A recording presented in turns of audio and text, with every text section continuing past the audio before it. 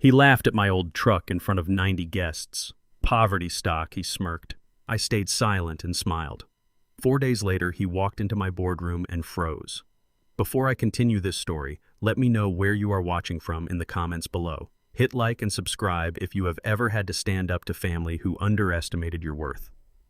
My name is James. I am 69 years old, and what happened at my daughter's engagement party changed my life forever. I pulled my rusted 1998 Ford F-150 into the circular valet line of a sprawling suburban estate. The gravel crunched beneath tires that had seen decades of hard work. The driveway was packed with gleaming European luxury cars, making my beat-up truck stand out like a sore thumb. I had barely put the vehicle in park when Connor Blake, my daughter Naomi's fiancé, marched up to my driver's side door.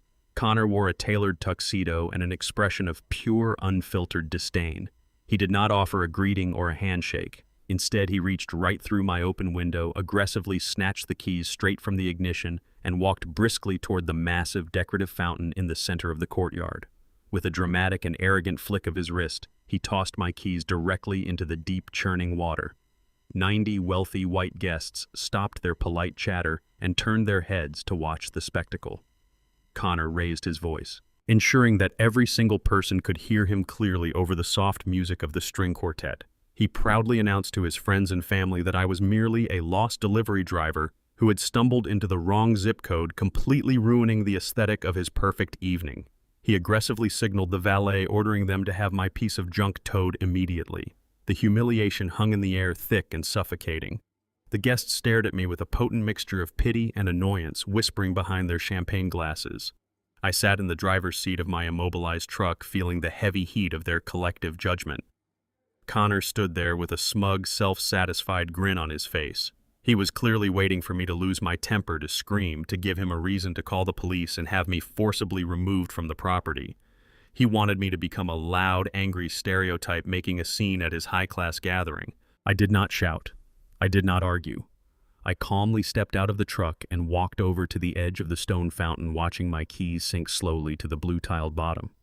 Connor expected a violent explosion, but he received absolute unbreakable silence.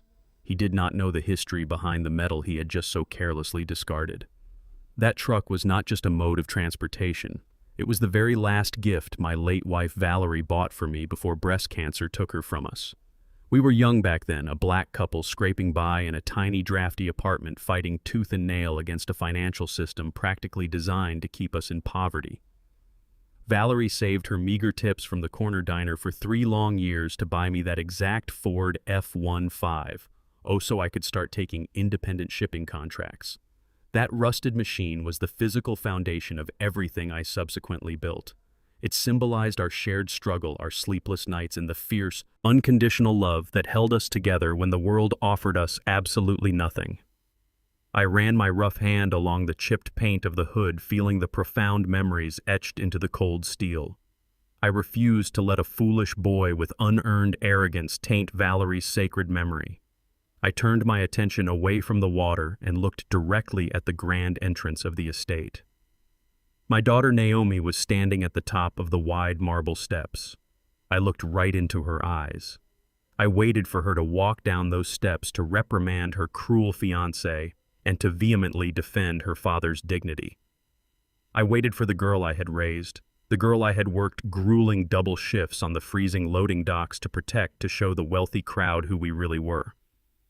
I stood in the cool evening breeze, holding her gaze, offering her the silent opportunity to make the right choice. Naomi did not move forward to defend me. She looked down at my worn shoes, then looked up at Connor and slowly turned her face away. She firmly linked her arm through Connor's tuxedo sleeve, gave him a small, validating smile, and walked into the grand hall without uttering a single word. The heavy wooden doors closed behind them, shutting me out completely. The betrayal was instantly cemented in my heart.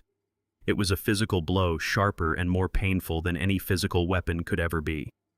In that brief, silent exchange, the reality of my family dynamic became devastatingly clear. I realized that the daughter I had sacrificed my youth, my sweat, and my entire life for had consciously chosen the shallow illusion of wealth over her own flesh and blood. She preferred the hollow validation of a privileged, arrogant society to the father who had literally broken his back on the loading docks to pay for her elite private education. The wealthy guests quickly lost interest in my humiliation and filed into the estate, their polite mocking laughter echoing through the manicured gardens. I was left entirely alone in the expansive driveway with the silent valet attendants. I felt a profound, chilling sorrow wash over me, not just for my own bruised pride, but for the shallow woman Naomi had chosen to become. She had willingly traded her heritage, her dignity, and her moral compass for a seat at a table filled with people who would always view her father as nothing more than a lowly, lost delivery driver. The sweet little girl who used to ride in the passenger seat of this very truck, singing along to the radio with her mother, was truly gone forever. I took off my suit jacket, rolled up my sleeves, and calmly waded into the freezing water of the decorative fountain. I retrieved my dripping keys from the tiled bottom, completely ignoring the ruined leather of my dress shoes. I climbed back into the worn driver's seat of my truck, turned the ignition, and drove away from the glowing estate, leaving the noise and the disrespect of the celebration far behind me. As I navigated the dark, quiet suburban roads heading back toward the city limits, my phone chimed sharply from the passenger seat. I pulled over to the shoulder, picked up the device, and glanced at the glowing screen. I saw an automated high-level security alert from my primary banking application. It was a critical notification detailing that a massive, unauthorized credit check and property asset search had just been initiated against my primary residence. Someone was aggressively digging deep into my personal financial records without my explicit consent. The cold realization hit me immediately. Connor's aggressive public attack in the driveway was not merely a spontaneous verbal insult meant to humiliate an old man. It was a distraction. A highly calculated, vicious financial assault had already begun while I was distracted by their cruelty. They were actively coming for everything I legally owned, and they had absolutely no idea who they were truly dealing with. Exactly 48 hours after the humiliating spectacle at the engagement party, the fragile peace of my quiet morning was entirely shattered. The heavy oak front door of my modest wooden home swung open with a violent crash, rebounding aggressively against the narrow entryway wall. Naomi marched into my living room, her designer heels clicking sharply and imperiously against the scuffed hardwood floor. She did not offer a single word of apology for Connor's behavior, nor did she even bother to say a simple hello. She bypassed the standard pleasantries entirely, walking straight to the worn kitchen table where I sat quietly drinking my black coffee. With a swift, aggressive motion, she slammed a thick stack of stapled legal documents directly in front of my face. The bold black letters at the top clearly labeled the paperwork as a comprehensive property transfer agreement. Naomi crossed her arms tightly, glaring down at me with an expression completely devoid of any familial warmth or basic respect. She sternly demanded that I sign the house over to her and Connor, immediately brooking no room for negotiation. Her voice was cold, completely detached from the reality that this was the very home where she had taken her first steps and spoken her first words. She brazenly claimed that an old man living a solitary life in a 3-bedroom house was a selfish, unjustifiable waste of valuable capital. Connor's highly praised technology startup was apparently bleeding cash at an alarming rate, and they desperately needed immediate liquid assets to keep the struggling operation afloat.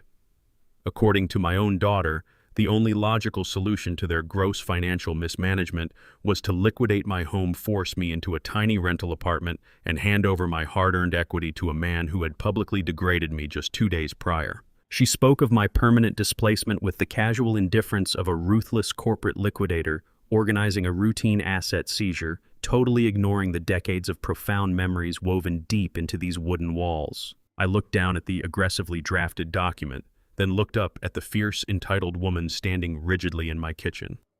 I calmly reached out and pushed the property transfer agreement back across the table, sliding it entirely out of my reach and away from my pen. I stated evenly and firmly that the house was already deeply mortgaged and absolutely unavailable for their misguided financial rescue mission. The flat refusal acted as an immediate spark to a volatile powder keg. Naomi erupted into a furious, venomous tirade, her voice echoing harshly off the painted kitchen walls. She loudly accused me of actively sabotaging her future and harboring a bitter, pathetic resentment toward Connor simply because he possessed the modern ambition I supposedly lacked. As she screamed her insults, my mind drifted back to the grueling, exhausting reality of my past. For 20 relentless years, I had worked back-to-back double shifts at the freezing harbor shipping docks. I shattered my physical body lifting heavy cargo in the dead of winter, enduring endless physical agony just to ensure she never had to carry a single cent of student loan debt. Every single penny of my overtime pay went directly to funding her exorbitant tuition at an elite private university, a massive sacrifice designed to shield her from the brutal cycle of systemic poverty Valerie and I had fought so fiercely to escape. When I gently reminded Naomi of those decades of backbreaking labor, she rolled her eyes with profound, unmistakable disgust. She coldly dismissed my entire life of sacrifice as nothing more than basic parenting, an obligatory duty that warranted absolutely zero gratitude or respect. Her face flushed with genuine rage as she delivered her final, devastating ultimatum.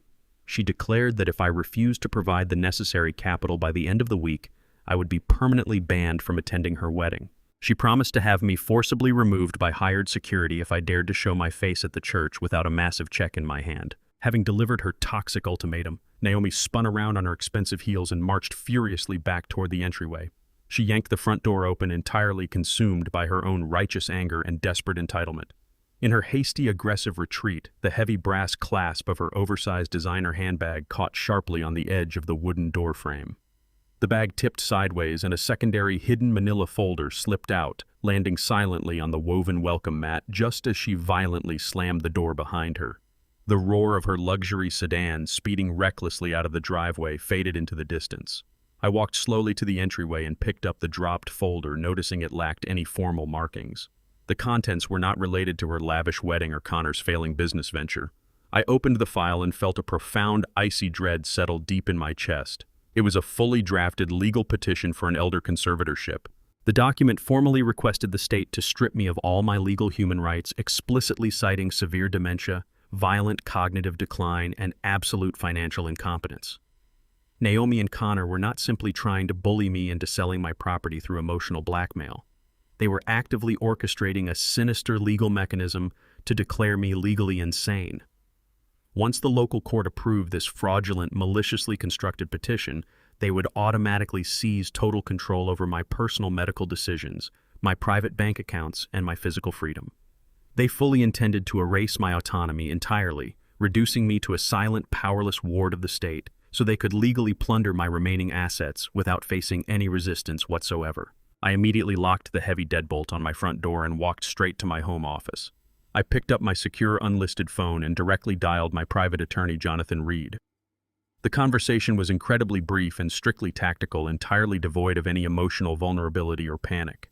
I outlined the immediate threat of the conservatorship petition and ordered him to initiate our highest defensive protocols. Jonathan listened carefully, but his unexpected response shifted the entire battlefield. He informed me that his corporate intelligence team had just intercepted a desperate, high-priority funding application minutes ago. Connor's failing technology company had formally submitted a request for a $10 million emergency bailout. The application was submitted directly to the venture capital division of Apex Logistics.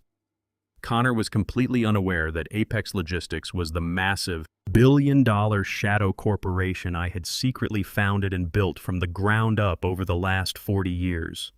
My arrogant son-in-law, the man who had just plotted to lock me in a psychiatric ward for my meager home equity, was currently begging on his knees for financial salvation from my own unseen empire. The silent correction was about to begin. The drive downtown to Jonathan Reed's office took less than 20 minutes, but my mind raced through decades of memories the entire way.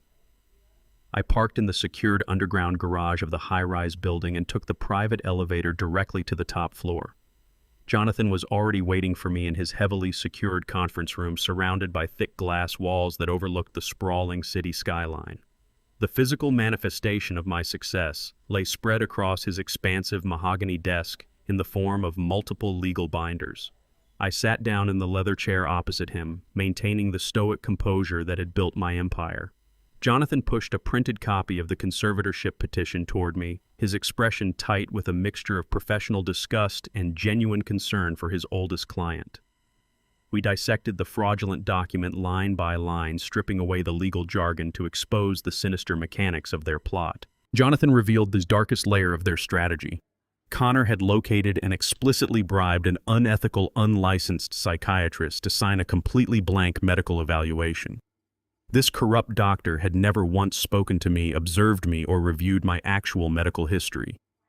The entire clinical foundation of this petition rested exclusively on fabricated testimonies provided by my own daughter. Naomi had meticulously crafted a fictional narrative depicting me as violently unstable, prone to dangerous memory lapses, and entirely incapable of managing basic daily tasks. She used specific twisted anecdotes from my recent mourning period over Valerie to paint a picture of severe cognitive decline. They were legally weaponizing my grief to convince a judge to revoke my fundamental human rights. The sheer audacity of their strategy was chilling. They did not just want to sell my property to cover their tracks. They wanted to erase my autonomy completely so they could drain my assets without facing a single legal consequence.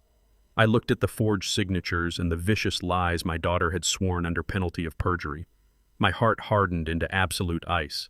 The time for paternal forgiveness had officially passed. Jonathan then activated the massive digital display screen mounted on the far wall of the conference room. He pulled up the highly confidential financial dossier compiled by the elite corporate intelligence division of Apex Logistics. The documents detailed the exact operational reality of Connor Blake's highly publicized technology startup. The truth was far more pathetic than simple mismanagement. The company was actively drowning in an ocean of toxic debt. Connor had burned through millions of dollars in initial seed funding on luxury office spaces, extravagant corporate retreats, and exorbitant salaries for a bloated executive board that produced absolutely nothing of value. The proprietary software platform he constantly bragged about at social gatherings was entirely non-existent. It was a hollow shell game designed solely to attract naive investors. Jonathan highlighted the most recent file in the dossier. Connor had submitted a desperate, heavily doctored application for a $10 million emergency buyout directly to the venture capital division of Apex Logistics. His lawyers were fighting off multiple lawsuits from unpaid vendors, and without an immediate influx of massive capital, Connor was facing imminent federal bankruptcy and potential criminal fraud charges. He was literally begging for financial salvation from the central hub of my own corporate empire. The irony was so profound it bordered on the absurd. The arrogant young man who had publicly degraded me, who had thrown my keys into a fountain and called me a poverty-stricken delivery driver, was unknowingly kneeling at the gates of my fortress. He was orchestrating a vicious, illegal plot to steal my modest suburban home, completely unaware that he was attempting to rob the very man who held the absolute power to determine his ultimate financial survival or total destruction. I stared at the screen, observing the intricate web of lies Connor had woven to maintain his wealthy facade. He was a cornered animal lashing out at the easiest target he could find to save his own skin. He assumed my silence meant weakness. He assumed my old truck equated to financial impotence. He was about to learn a devastating lesson regarding assumptions. I leaned back in the heavy leather chair, absorbing the complete picture of Connor's desperate reality. I did not feel the urge to scream or resort to petty vengeance. A true corporate leader never reacts emotionally to a hostile threat. He systematically dismantles the opponent using their own momentum. I instructed Jonathan to formally process the funding application and schedule an official pitch meeting for Connor at the Apex Logistics headquarters. I explicitly mandated that the identity of the chief executive officer must remain strictly anonymous until the exact moment Connor stepped into the boardroom. Jonathan nodded, instantly understanding the strategic value of the upcoming ambush. I clearly established the operational rules of my silent correction right then and there. I absolutely refused to destroy them using illegal methods or violent retaliation. I would not stoop to the criminal depths they had so eagerly embraced. Instead, I would simply provide them with the perfect opportunity to expose themselves. I would let their own unchecked greed, arrogance, and blinding sense of entitlement build the very gallows they would eventually hang from. I told Jonathan to construct an ironclad legal perimeter around my personal assets, ensuring that when the trap finally snapped shut, there would be absolutely no avenue for their escape. The plan was set in motion with cold mechanical precision. I stood up, buttoned my tailored suit jacket, and thanked Jonathan for his meticulous investigative work. It was time to leave the sanctuary of the legal war room and return to the battlefield they had created. I knew the coming days would test my emotional endurance, watching my only child actively scheme against me. But the foundation of my empire was built on unwavering discipline. I was prepared to execute this strategy flawlessly. I left the towering glass building and took the private elevator back down to the dimly lit underground parking garage.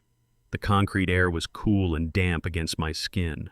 Reaching the automated payment kiosk near the exit ramp, I pulled out my mobile phone to access my decoy personal checking account to cover the daily parking fee. This was the modest account I maintained specifically to handle routine household expenses, purposefully keeping my vast corporate wealth completely shielded from public view. I opened the banking application and stared at the glowing numbers on the screen. My breath caught sharply in my throat. The balance, which had confidently held exactly $20,000 just a few hours prior, had completely vanished. The account was utterly empty. I tapped the glass screen rapidly to load the recent transaction history. The ledger showed a massive, expedited wire transfer. The funds had been entirely routed to an external, unrecognized holding account. The digital banking receipt indicated that the transaction had been explicitly authorized in person by my own handwritten signature. The massive financial theft had been executed flawlessly just 10 minutes ago. The drive from the subterranean parking garage to my local bank branch was a blur of calculated fury. I navigated the heavy afternoon traffic with the mechanical precision of a man who had just watched his entire familial reality shatter into jagged pieces. I pulled my rusted Ford truck into the pristine parking lot of the suburban financial institution, cutting the engine and stepping out into the blinding midday sun. I walked through the sliding glass doors with a posture that immediately commanded the attention of the security guard and the tellers. I bypassed the standard customer service line entirely and marched straight toward the frosted glass office of the branch manager. The branch manager, Mr. Mitchell, was a man I had known for over a decade. He looked up from his computer screen, his face instantly draining of color as he registered my terrifyingly calm demeanor. I sat down in the leather chair opposite his desk and demanded the immediate production of the withdrawal records for my personal checking account.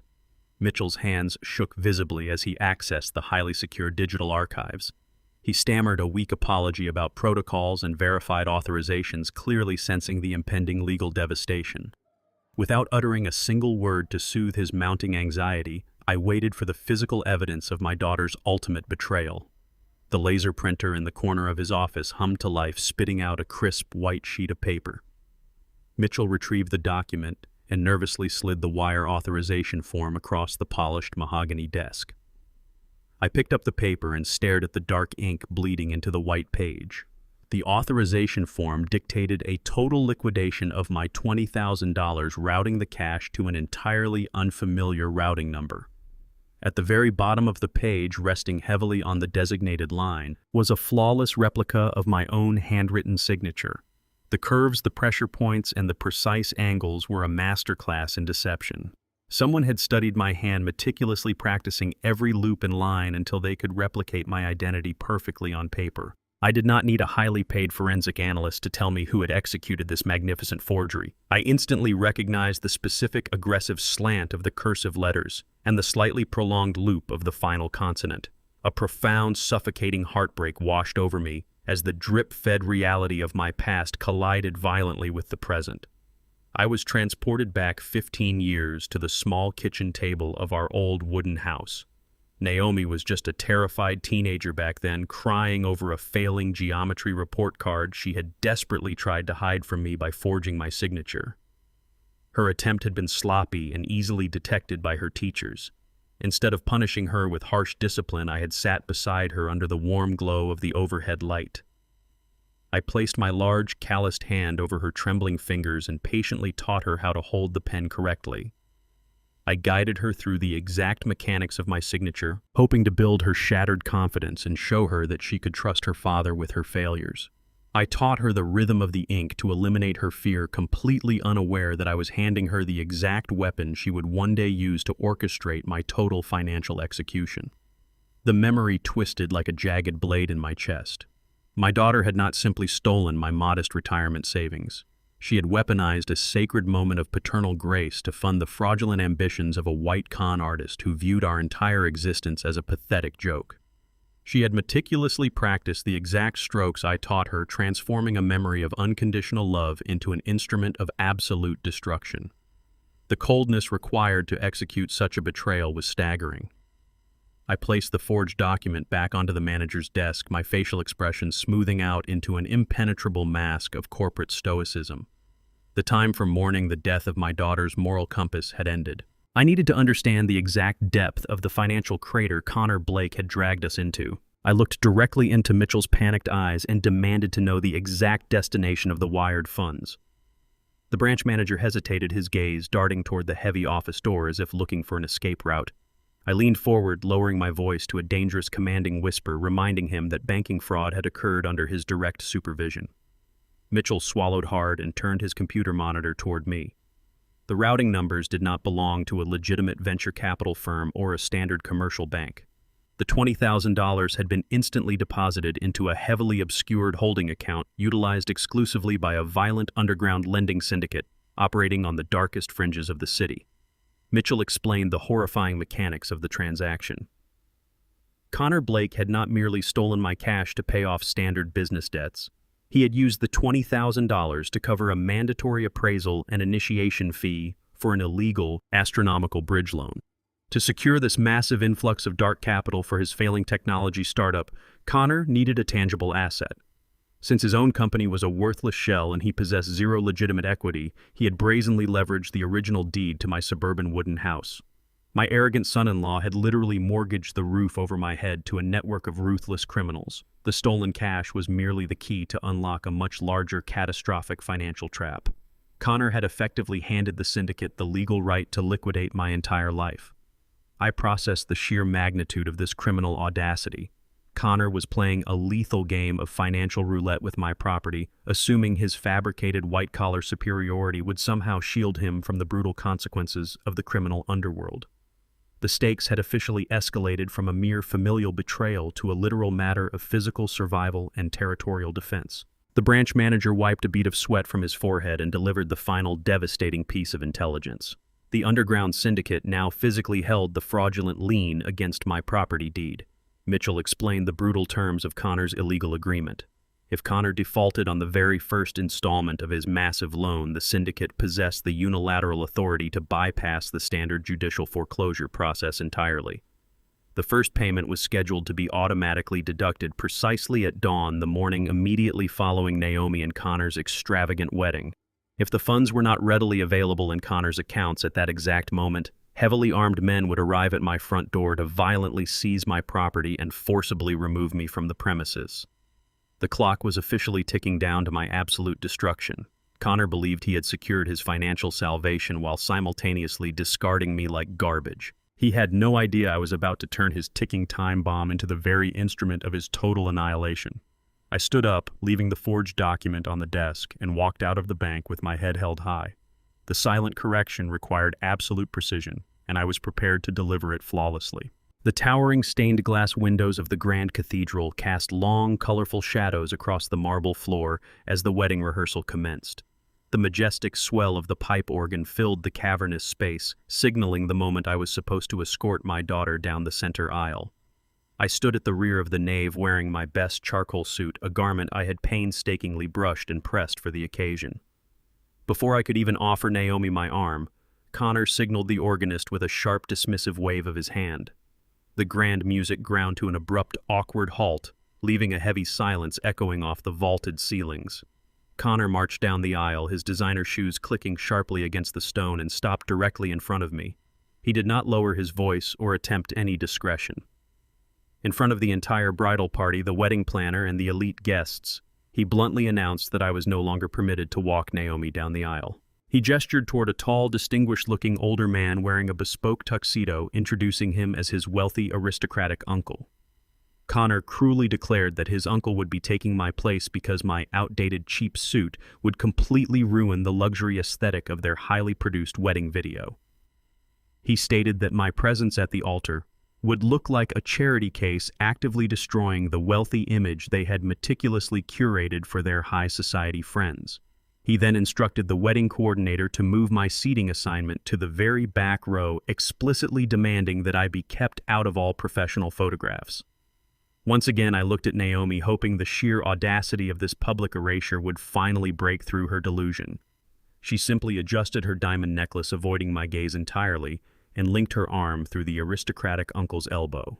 She was perfectly willing to let a complete stranger take the place of the father who had sacrificed everything for her, all for the sake of a flawless video aesthetic. I absorbed this staggering humiliation without uttering a single syllable of protest. I simply nodded, turned on my heel and stepped back into the cool, obscuring shadows of the towering stone pillars lining the perimeter of the cathedral. I watched from the dark periphery as the music resumed, watching the wealthy uncle proudly parade my daughter toward the altar while Connor beamed with unearned triumph. Standing alone in the cold alcove, the damp chill of the cathedral walls seeped through my thin suit jacket, transporting my mind back to a sterile hospital room 10 years prior. Valerie had been incredibly fragile in her final hours, her hand feeling like a brittle autumn leaf trapped within my own. Through labored breaths, she had made me swear a solemn oath. She asked me to promise that I would fiercely protect Naomi until the day I could hand our daughter over to a true man of honor, someone who would respect her roots and cherish her soul.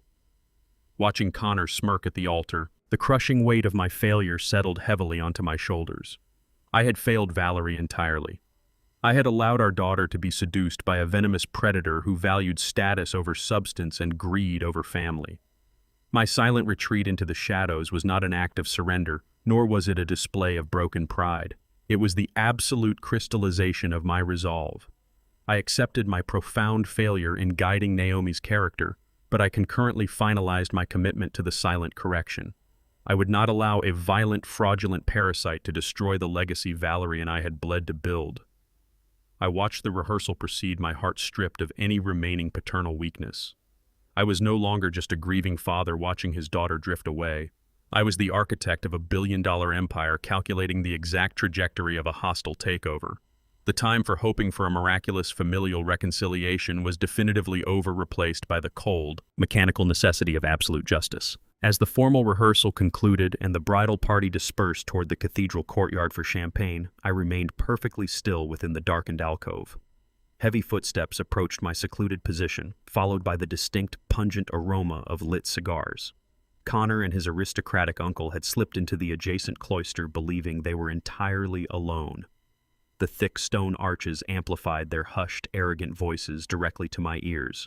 The uncle chuckled, praising Connor for securing the property deed to my home so effortlessly without raising any red flags. Connor laughed, a harsh, guttural sound, openly bragging about the sheer brilliance of his impending moves. He boasted that the morning after they returned from their tropical honeymoon, he would officially execute the conservatorship paperwork and have me forcefully dragged into an underfunded state-run psychiatric ward.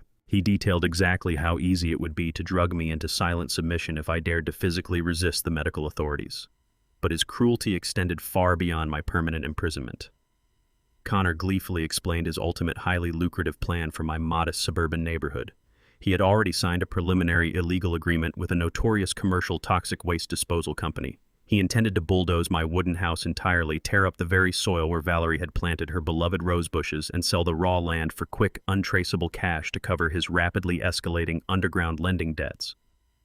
He spoke of erasing my entire existence, both my physical freedom and the home containing my life's memories, with the casual amusement of a man swatting a fly.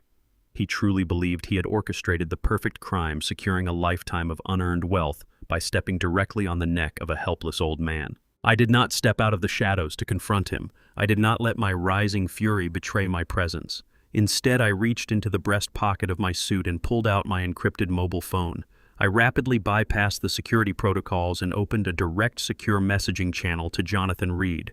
With a few swift keystrokes, I officially authorized a high-level corporate override and executive action reserved only for absolute emergencies within Apex Logistics. I instructed Jonathan to utilize the full terrifying weight of Apex's massive financial influence to permanently freeze the underground lending syndicate's receiving accounts. By leaning heavily on our international banking partners, we could create an impenetrable digital blockade around the exact routing numbers Connor intended to use. I hit send, effectively cutting off Connor's financial lifeline in midair. The violent syndicate he had so foolishly partnered with would not receive their expected bridge loan payment tomorrow morning. Connor had arrogantly built his entire house of cards on the assumption of his own untouchable cleverness. He was about to discover what happens when you attempt to outmaneuver the very entity that secretly controls the entire financial board. The antique grandfather clock in the hallway had just chimed midnight when the heavy wooden frame of my front door splintered inward with a deafening crash. The violent impact sent shattered wood flying across the entryway rug, shattering the absolute silence of my home. I was already seated in the dark living room, resting quietly in my worn leather armchair, waiting patiently for the inevitable fallout of my digital strike. Connor Blake stormed into the house like a hunted animal. His pristine rehearsal dinner tuxedo was completely disheveled, the expensive silk bow tie hanging loosely around his neck and his tailored jacket torn at the shoulder. His face was slick with a heavy, terrified sweat, and his chest heaved with frantic, ragged breaths. The digital freeze I had initiated through Apex Logistics had worked with lethal, instantaneous efficiency. The underground lending syndicate's receiving accounts had been completely locked down, triggering an immediate and catastrophic default on Connor's illegal bridge loan. The ruthless creditors he had courted were undoubtedly demanding their money right now, threatening him with physical consequences far more severe than simple bankruptcy. Connor scanned the dark room, his eyes wild with panic, until he spotted me sitting calmly in the shadows. He lunged across the living room carpet, closing the distance between us in 2 rapid strides. He reached down and violently grabbed the lapels of my shirt, hauling me halfway out of the armchair. His grip was entirely fueled by pure, unadulterated terror. He screamed directly into my face, his breath reeking of stale cigars and absolute fear. He demanded that I pick up the phone and call my local bank branch this exact second. He was operating under the frantic, desperate delusion that my bank had simply placed a routine fraud alert on the stolen $20,000. He aggressively ordered me to clear the security hold, absolutely desperate to finalize the transfer and placate the violent men breathing down his neck. The polished facade of the brilliant technology genius had completely evaporated, leaving behind nothing but a pathetic, cornered thief begging for his life. I did not flinch, raise my hands to defend myself, or attempt to break his frantic physical hold on my shirt. I sat perfectly still, allowing the heavy silence of the dark room to amplify his mounting hysteria. I let the cold, terrifying calm of a seasoned chief executive officer facing down a desperate corporate hostile takeover radiate entirely from my posture. I had sat across endless mahogany tables from ruthless billionaires and cutthroat international titans. A sweating, debt-ridden boy clutching my collar registered as absolutely nothing but a minor temporary nuisance. I looked directly into his panicked, bloodshot eyes and stated with quiet, absolute authority that I would not be making any phone calls tonight. The flat, unwavering rejection snapped the very last fragile thread of Connor's self-control. He released my shirt, stepping back and running his shaking hands frantically through his disheveled hair.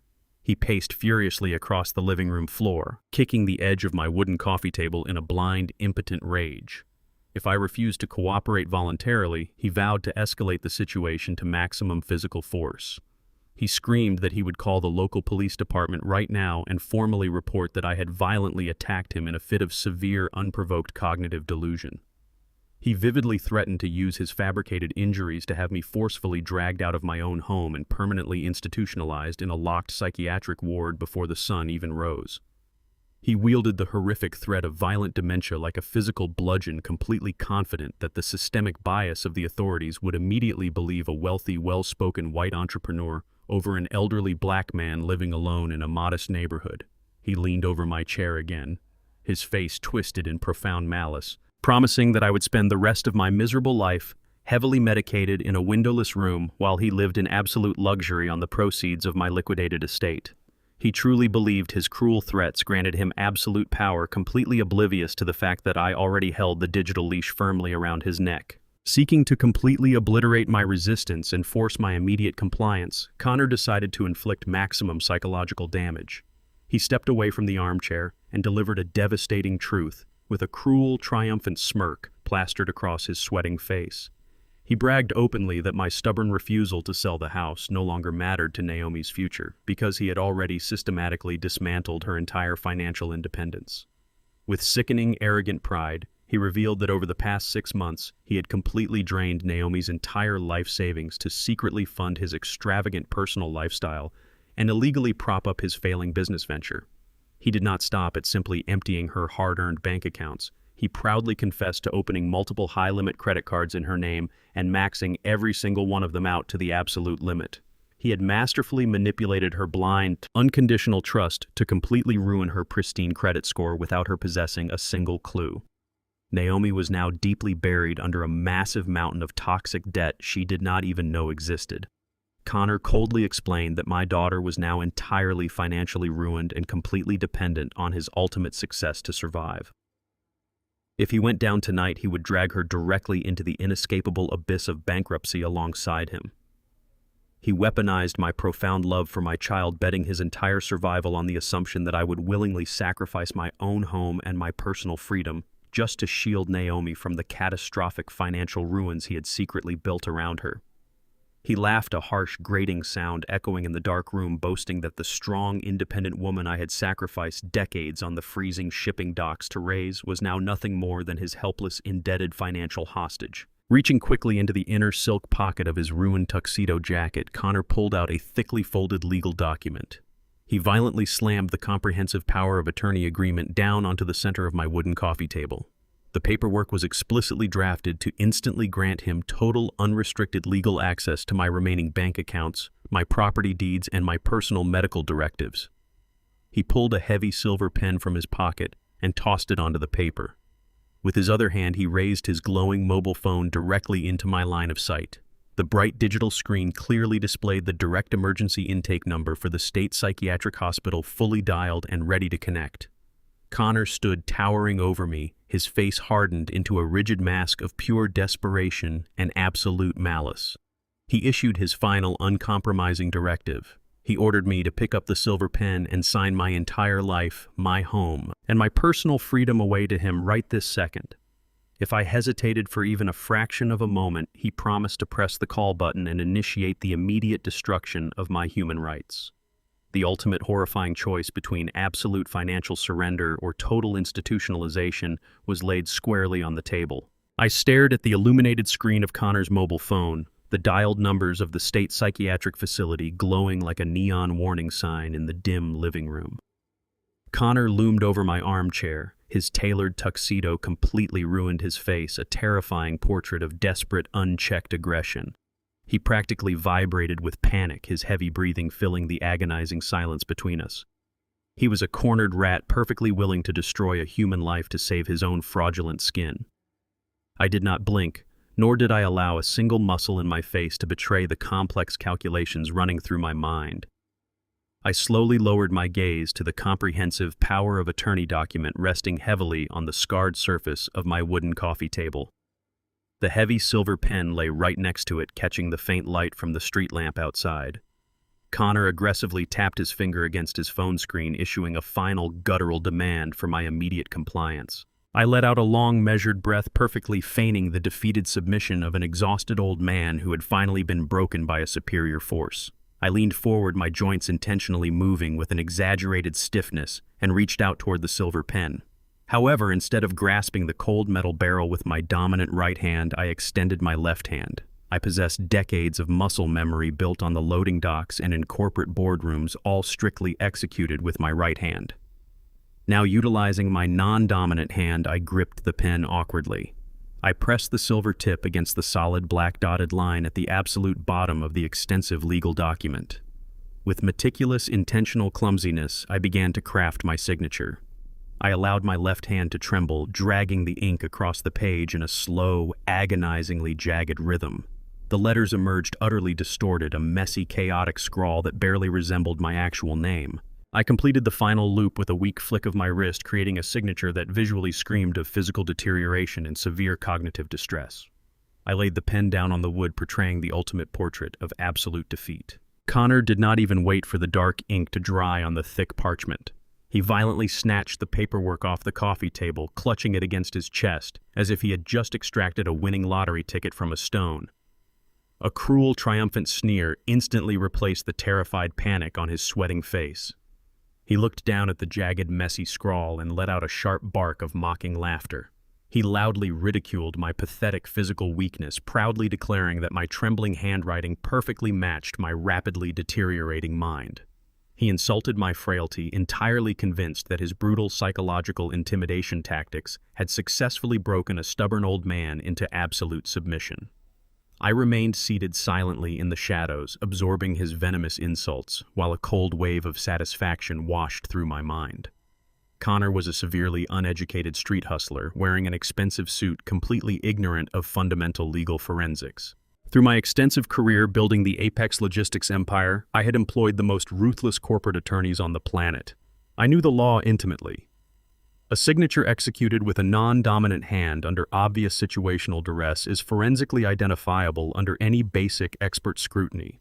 The jagged pressure points, the unnatural directional slants, and the irregular ink flow would immediately alert a handwriting analyst to forced coercion. Furthermore, a document signing obtained through direct blackmail while threatening involuntary psychiatric institutionalization holds absolutely zero standing in any legitimate court of law. Connor believed he had just acquired the ultimate key to my entire financial kingdom. In reality, he was aggressively clutching a completely worthless piece of paper that would serve as undeniable physical evidence of his own criminal extortion. I watched him fold the useless document with shaking hands and shove it deeply into his breast pocket. He had constructed his entire survival strategy on a monumental legal illusion. My left-handed signature was not a symbol of my tragic defeat. It was the perfectly crafted bait for the federal trap I was methodically building around him. Believing he had achieved total, undisputed victory, Connor finally stepped away from my armchair and turned his back on me. He walked briskly toward the shattered wooden frame of my front entryway, clearly eager to escape the modest surroundings he despised so deeply. Before crossing the threshold into the cool night air, he stopped abruptly and slowly turned his head to look at me one last time. He wanted to ensure my spirit was entirely crushed before he departed. With a look of absolute unvarnished disgust, he hawked and spat directly onto the hardwood floor of my living room. The sheer disrespect of the physical act hung heavily in the quiet space. He looked at me with cold, dead eyes and delivered his final parting insult. He declared loudly that Naomi fundamentally hated the pathetic stench of my lifelong poverty, viewing our shared history as a burden she had carried for far too long. He stated with vicious certainty that my daughter despised everything I represented and could not wait to officially erase my last name from her life forever. He claimed she was permanently ashamed of her origins and desired nothing more than to forget the old man who still lived in a cheap wooden house. Having delivered his venomous monologue, Connor stepped out onto the porch and pulled the broken door shut as best as he could, leaving me sitting completely alone in the crushing darkness of my living room. I stared at the spot on the floor where he had spat, feeling the final threads of my paternal hesitation completely dissolve. The man who had just stolen my daughter's soul and attempted to steal my freedom was about to face complete destruction. The aggressive roar of Connor's luxury sedan engine shattered the quiet suburban midnight as he sped recklessly away from my curb. The sound of his tires squealing against the asphalt faded rapidly into the distance. I remained in my leather armchair, processing the profound silence of my violated home. Suddenly, the secure corporate mobile phone resting in my inner jacket pocket vibrated with a sharp, distinct rhythm. I retrieved the device and unlocked the highly encrypted interface. A high-priority digital alert had just arrived directly from the elite corporate espionage division of Apex Logistics. The message contained a massive, heavily encrypted attachment labeled simply as the Blake dossier. I opened the secure document expecting to read further details regarding his mounting vendor debts and impending federal bankruptcy. Instead, my eyes scanned the newly intercepted intelligence data and a cold shock ripped through my entire system. The comprehensive report thoroughly exposed the true operational nature of Connor's highly publicized technology startup. The brutal reality staring back at me from the glowing screen was infinitely worse than simple financial insolvency or corporate bankruptcy. The terrifying truth regarding his actual business model was dark, lethal, and incredibly dangerous. The cold light of the laptop screen illuminated the dark living room as the decrypted file finally opened on my display. The comprehensive intelligence dossier compiled by the elite corporate espionage division of Apex Logistics was meticulously detailed and absolutely devastating. I scrolled past the preliminary executive summaries and delved directly into the foundational architecture of Connor Blake's highly publicized technology startup. The truth hidden behind the polished venture capital pitch decks was a masterclass in modern corporate deception. Connor's revolutionary software company simply did not exist. There was absolutely no proprietary code, no active engineering team listed on any payroll registry, and zero physical products in development. The financial records revealed a complete absence of server hosting costs, software patents, or even basic digital infrastructure. The entire operation was nothing more than a highly sophisticated shell corporation, meticulously constructed from thin air. It was a phantom entity registered in Delaware designed specifically to operate as a massive vacuum for illicit funds. The corporate espionage team had dismantled his flawless Silicon Valley facade layer by layer, exposing a terrifyingly efficient money laundering apparatus disguised as technological innovation. Connor had successfully convinced elite social circles and naive private investors that he was a visionary founder on the brink of changing the modern world. In reality, he was operating a digital ghost ship, utilizing the complex terminology of the technology sector to completely blind anyone who dared to ask for actual operational metrics. The $10 million emergency bailout he had so desperately requested from my own logistics empire was never intended to fund software development. He needed that massive influx of corporate capital to plug a catastrophic hole in a highly illegal financial operation. The sheer audacity of his fabricated identity was staggering, yet it perfectly explained his frantic desperation earlier that night. He was not a failing entrepreneur trying to save a legitimate business venture from standard bankruptcy. He was a cornered criminal standing on the absolute precipice of federal ruin, attempting to wash stolen funds through a completely non-existent company. I read through the irrefutable evidence of his elaborate shell game, my mind processing the lethal leverage I now securely held. The secondary section of the intelligence dossier traced the exact trajectory of every single dollar Connor had stolen over the past 18 months. The forensic accounting team had flawlessly mapped the illicit flow of capital, beginning with the complete liquidation of Naomi's hard-earned life savings and culminating in the $20,000 he had just fraudulently wired from my personal checking account. The money did not remain in the corporate accounts of his fake technology startup for more than a few minutes.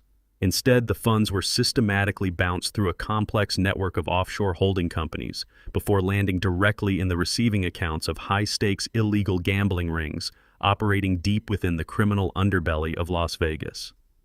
Connor Blake was not a misunderstood visionary struggling under the immense pressure of startup culture. He was a severe, degenerate gambling addict whose entire existence revolved around the desperate pursuit of the next illicit wager. The dossier included a sickening catalog of outstanding casino markers, unpaid VYP gambling debts, and aggressive financial threats from ruthless loan sharks. Connor had weaponized my daughter's blind devotion and complete financial trust solely to feed a ravenous, uncontrollable addiction. He had dressed his pathetic compulsion in bespoke suits and disguised his desperate need for gambling capital as vital seed funding for his fake company.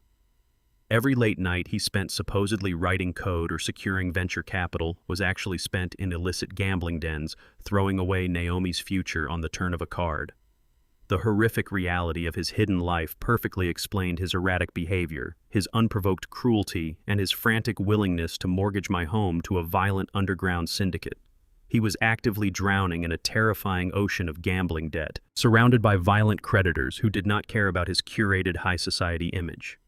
He had constructed a flawless illusion of wealth and success to mask the desperate, pathetic reality of a man completely consumed by his own destructive vices. The tech genius persona was merely a convenient modern shield used to extract money from gullible victims without raising immediate suspicion. I stared at the irrefutable proof of his addiction, realizing my daughter was legally tethered to a massive fraud. The final section of the encrypted report featured a flashing red security banner indicating an immediate, highly critical operational threat discovered by the espionage division. The intelligence team had successfully intercepted Connor's personal digital calendar and flagged a highly suspicious breakfast meeting scheduled for 9 o'clock tomorrow morning. This was the exact morning of his lavish, highly publicized wedding ceremony. While Naomi would undoubtedly be surrounded by makeup artists and photographers preparing for her perfect day, her future husband planned to sit down with a notorious local real estate vulture who specialized in predatory off-market property liquidations. The intercepted communications outlined a terrifyingly straightforward transaction. Connor fully intended to present the newly extorted left-handed power of attorney document to this unethical buyer. He planned to immediately sell my entire property, the very house where my daughter grew up, for a tiny fraction of its actual market value. He demanded the transaction be completed entirely in untraceable raw cash. The timeline was brutally clear. Connor needed an immediate influx of physical currency to pay off his most aggressive gambling markers before standing at the altar. He was actively orchestrating the permanent destruction of my home just hours before taking his sacred wedding vows. The sheer, sociopathic audacity required to steal a father's house on the morning of his daughter's wedding was difficult to fully comprehend. He believed the forged document resting securely in his tuxedo pocket granted him absolute authority to execute this rapid sale without triggering any legal alarms. He assumed I would be too paralyzed by the threat of psychiatric institutionalization to interfere with his morning transaction. He was operating under a fatal miscalculation, relying entirely on a piece of paper that my non-dominant hand had already rendered forensically invalid. I quietly closed the laptop, the screen going black and plunging the living room back into the quiet pre-dawn shadows. I remained seated in my worn leather armchair as the dark sky slowly transitioned into a pale, early morning gray. The physical exhaustion of the sleepless night was completely overridden by the intense, cold clarity of my impending counteroffensive. Connor had initiated a lethal financial war, and the battlefield was now fully illuminated. I patiently watched the digital clock on my wall tick forward, counting the minutes until the next phase of his violent extortion plot materialized. Precisely at 8 o'clock in the morning, a heavy, authoritative knock echoed sharply against the shattered wooden frame of my front door. I stood up slowly, smoothing the wrinkles from my trousers, and walked deliberately toward the entryway. I peered through the small glass pane beside the door. A stranger stood on my front porch, impatiently checking his wristwatch. He held a thick medical clipboard tightly against his chest and wore a remarkably cheap stethoscope draped casually around his neck. The corrupt professional Connor had bribed to execute my institutionalization had arrived. The fake psychiatric evaluation was officially standing at my doorstep. I unlatched the deadbolt and swung the heavy door open, stepping back as the man aggressively barged into my entryway without waiting for an invitation. He flashed a poorly laminated identification badge, rapidly introducing himself as Dr. Eris Thorne, a state-appointed geriatric specialist tasked with conducting an emergency competency evaluation. Before I could request official documentation or a warrant, he pushed past me and marched directly into my kitchen, dropping his battered leather bag onto my pristine countertop. He did not possess the calm, reassuring demeanor of a legitimate medical professional.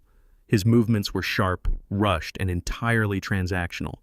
He immediately clicked his pen and began firing a rapid, disorienting barrage of questions designed exclusively to manufacture evidence of severe cognitive decline. He demanded I instantly recall a complex sequence of randomly generated numbers, rapidly shifting subjects to ask the exact date of my late wife's passing, and then aggressively pivoting to inquire if I regularly forgot to turn off the stove. His interrogation technique was a cheap, transparent psychological assault. He deliberately interrupted my pauses, attempting to frustrate me into an emotional outburst that he could easily document as violent dementia.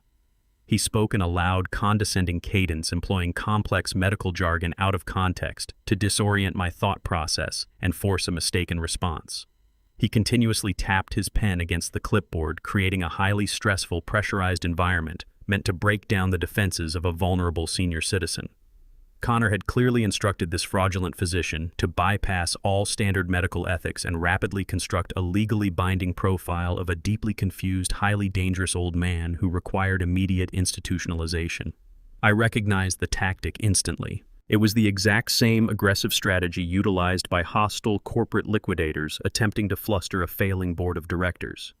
He was hunting for the slightest hesitation, the smallest stutter, or the faintest hint of confusion to legally justify dragging me out of my own home in a chemical straitjacket. I did not raise my voice, nor did I allow his fabricated urgency to dictate the rhythm of my own home.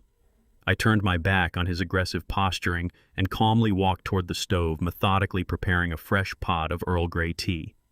The rhythmic whistling of the boiling kettle served as a stark contrast to his frantic interrogation. As I poured the steaming water into my porcelain mug, I began to dismantle his fraudulent evaluation with the cold, ruthless precision of a corporate titan dismantling a legally flawed merger agreement. I answered every single one of his convoluted trick questions, flawlessly reciting his random number sequences backward and casually correcting his gross misuse of advanced neurological terminology. I systematically dissected his amateurish attempts to diagnose early-onset Alzheimer's, citing specific peer-reviewed diagnostic criteria that completely invalidated his rapid-fire testing methods. I laid out complex financial logarithms and recited the exact statutes governing state conservatorship laws, proving beyond a shadow of a doubt that my cognitive processing was not only entirely intact, but operating at a level far superior to his own. The man's condescending smirk rapidly dissolved into a mask of pure, unadulterated panic as he realized he was not verbally sparring with a helpless, deteriorating old man. I casually carried my tea to the kitchen table and sat down, gesturing toward the ceramic sugar jar resting precisely in the center of the wooden surface. I smiled a sharp, predatory smile, privately relishing the fact that a high-fidelity micro-recorder provided directly by Apex Logistics' elite corporate espionage division was securely taped inside the lid of that exact jar. Every single illegal threat, every leading question, and every blatant violation of medical ethics he had just committed was currently being captured in crystal-clear digital audio. I was entirely constructing an ironclad federal extortion case against him and Connor, capturing the explicit sounds of their criminal conspiracy right in my own kitchen. Thoroughly flustered and profoundly intimidated by my total intellectual dominance, the fraudulent doctor realized his engineered psychological ambush had completely failed. He began to sweat profusely, his hands visibly shaking as he aggressively shoved his useless evaluation forms back into his battered leather bag. He stammered a pathetic, incoherent excuse about needing to consult with his regional supervisors and hastily retreated toward the front door, desperately seeking to escape the suffocating pressure of my unwavering gaze. In his blind, frantic panic to exit the premises, he yanked the heavy zipper of his bag closed far too aggressively. The worn metal teeth caught and tore open violently, spilling a cascade of loose paperwork across the hardwood floor of my entryway. He cursed loudly under his breath, dropping to his knees to hastily gather the scattered documents, his face flushed with severe, undeniable embarrassment. He scrambled out the broken door a moment later, practically running down my driveway. I walked slowly toward the entryway, scanning the floor to ensure he had vacated my property entirely. Resting quietly against the wooden baseboard, completely overlooked in his uncoordinated flight, was a crisp yellow carbon copy of an official state medical document. I leaned down and picked up the heavy paper, feeling a cold surge of absolute clarity wash over my mind. It was the finalized, state-mandated involuntary psychiatric commitment order. I analyzed the rigid bureaucratic text and the stamped signatures at the bottom of the page. Connor had already bribed a corrupt municipal judge to sign the execution warrant. More terrifyingly, the document was explicitly post-dated. The mandatory extraction and chemical sedation were legally scheduled to occur precisely at dawn on the morning immediately following the wedding ceremony. The execution date was definitively set. I meticulously folded the yellow carbon copy and secured the damning piece of physical evidence inside the inner pocket of my jacket, directly alongside the encrypted mobile phone containing the Apex Logistics intelligence dossier. I stood alone in the quiet hallway of the home Valerie and I had built, coldly reviewing the rapidly contracting timeline of my own survival. The digital clock on the wall confirmed the absolute urgency of the situation. I had exactly less than 48 hours before armed state authorities and corrupt medical personnel would physically breach my threshold to drag me away into permanent institutional oblivion. Connor believed his coordinated strike was completely inescapable, assuming he had trapped me between severe financial ruin and guaranteed psychological imprisonment. He had vastly underestimated the brutal, calculating predator he had awakened. I turned away from the splintered front door and walked directly into my bedroom. I shed my casual morning clothing and methodically dressed in my finest, sharpest tailored suit, adjusting my cuffs with absolute mechanical precision. The silent preparation phase was officially over. I picked up my car keys, stepped out into the crisp morning air, and headed straight toward the Grand Cathedral. The towering stone facade of the opulent cathedral loomed over the pristine, manicured courtyard, its massive stained glass windows reflecting the bright morning sun. I bypassed the line of luxury vehicles and valet attendants, walking deliberately up the wide marble steps toward the heavy oak entrance doors. The vibrant sounds of a string quartet spilled out into the air, signaling the imminent commencement of the ceremony. Before I could even cross the threshold into the main sanctuary, two massive men wearing tight dark suits and earpieces aggressively stepped directly into my path. They were not standard church ushers offering ceremonial programs. They were highly paid private security contractors hired specifically by Connor to manage my physical presence. Without uttering a single word of greeting, they grabbed me firmly by both biceps, their grips biting harshly through the fabric of my tailored suit.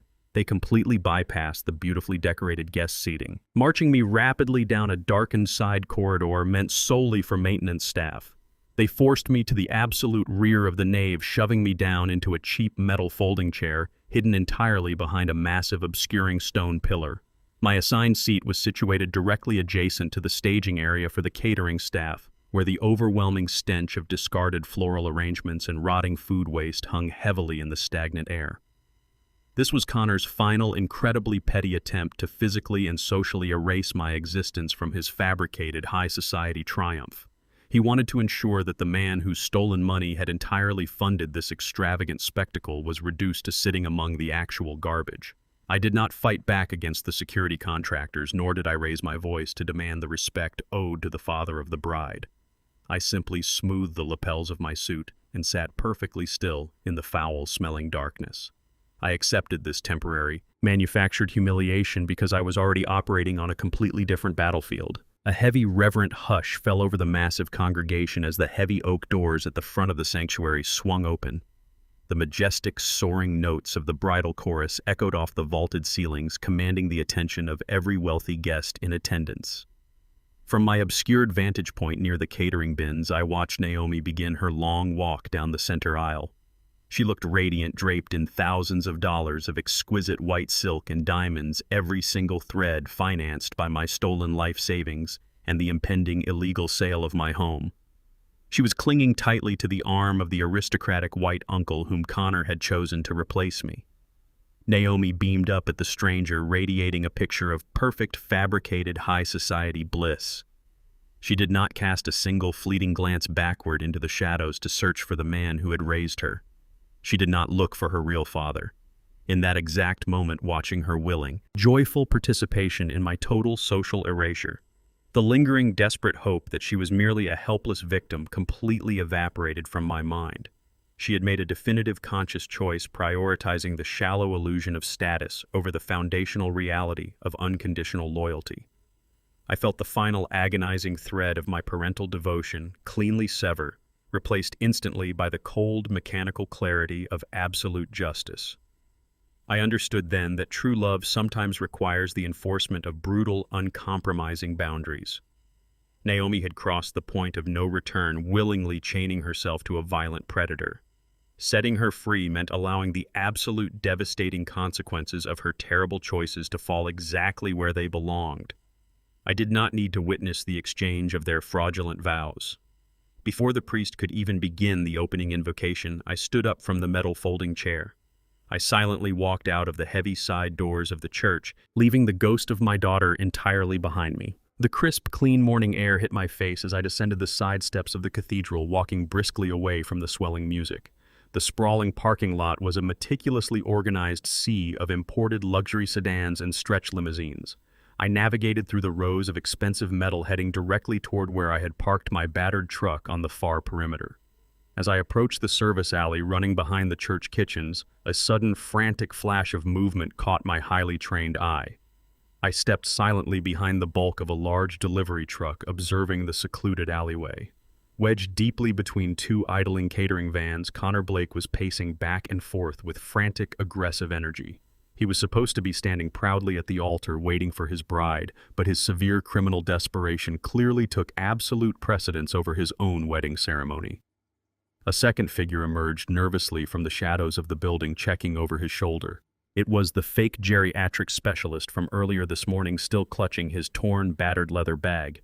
Connor lunged forward, closing the distance between them. He reached into his tuxedo jacket and furiously shoved a thick manila envelope heavily stuffed with banded cash directly into the fraudster's chest. Connor aggressively grabbed the man by the collar, forcefully demanding verbal confirmation that the psychiatric commitment order was permanently finalized, legally stamped, and ready for immediate execution tomorrow morning. The fake doctor nodded with greedy enthusiasm, clutching the massive bribe against his chest and assuring Connor that the state authorities were fully booked and primed for the extraction. I did not step out from behind the delivery truck to confront the two conspirators. I moved silently through the parking lot, slipping unnoticed behind the tinted glass of my own parked vehicle. I pulled out my encrypted corporate mobile phone and immediately activated the high-resolution optical zoom feature on the camera. I rested the device steady against the steering wheel, framing the illicit transaction perfectly through the windshield. I captured the exact undeniable moment the envelope of cash changed hands. Connor's desperate, sweating face was clearly illuminated alongside the fake doctor's greedy, corrupted smirk.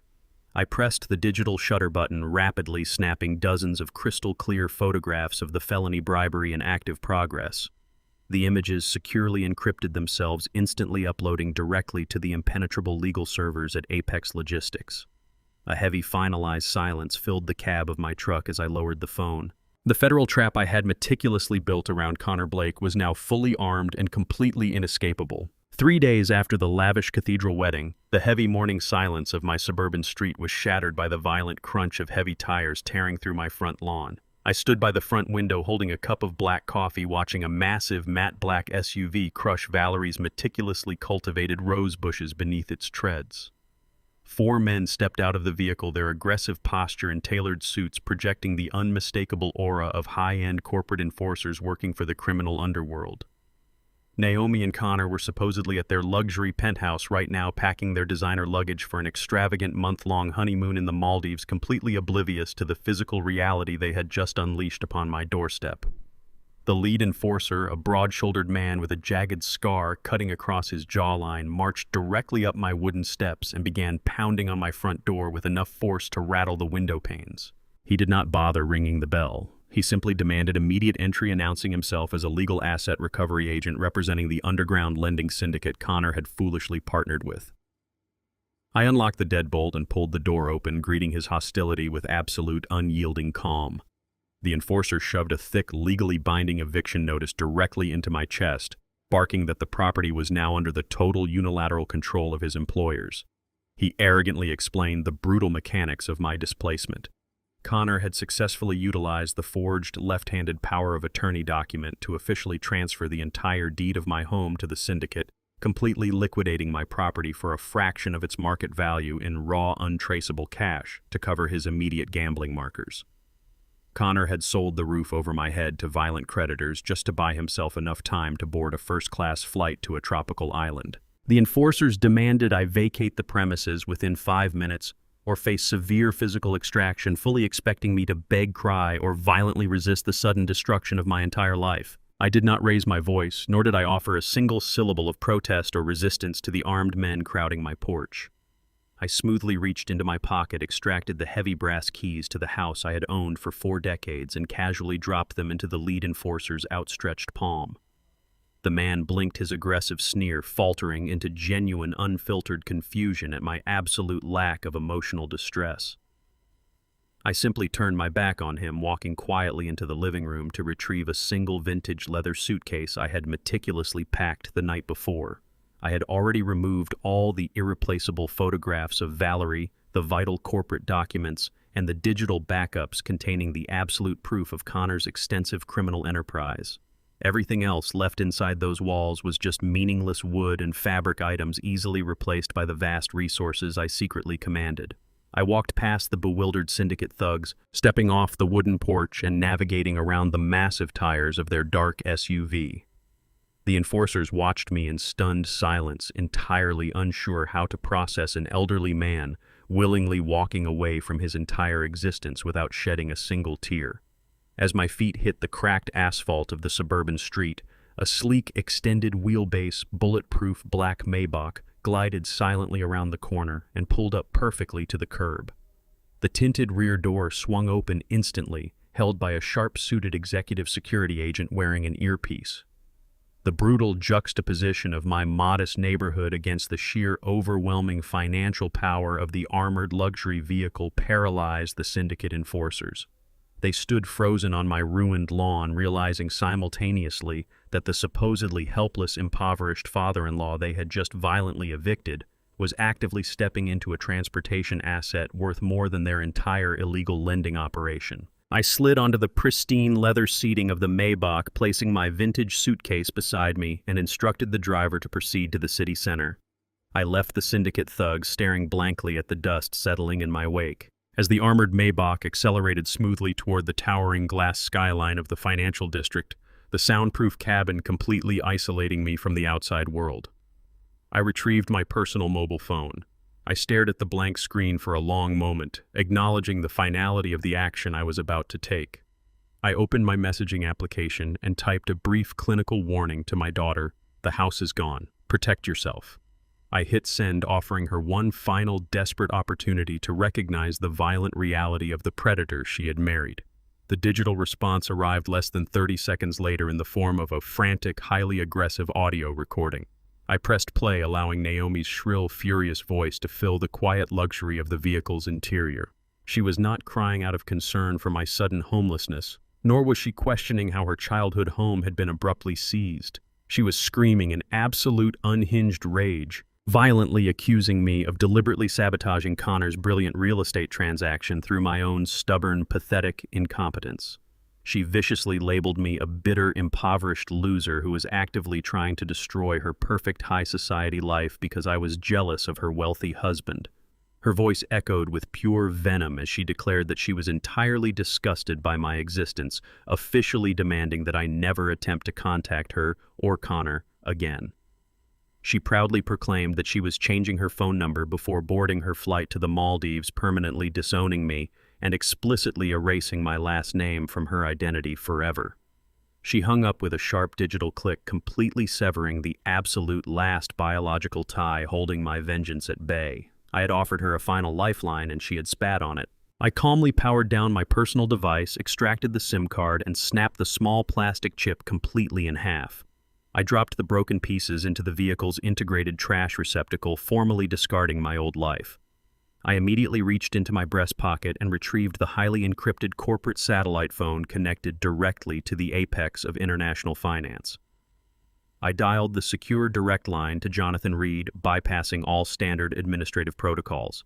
The chief operating officer answered on the very first ring, anticipating my executive command. I looked out the tinted window at the rapidly approaching skyscrapers and issued the ultimate devastating directive.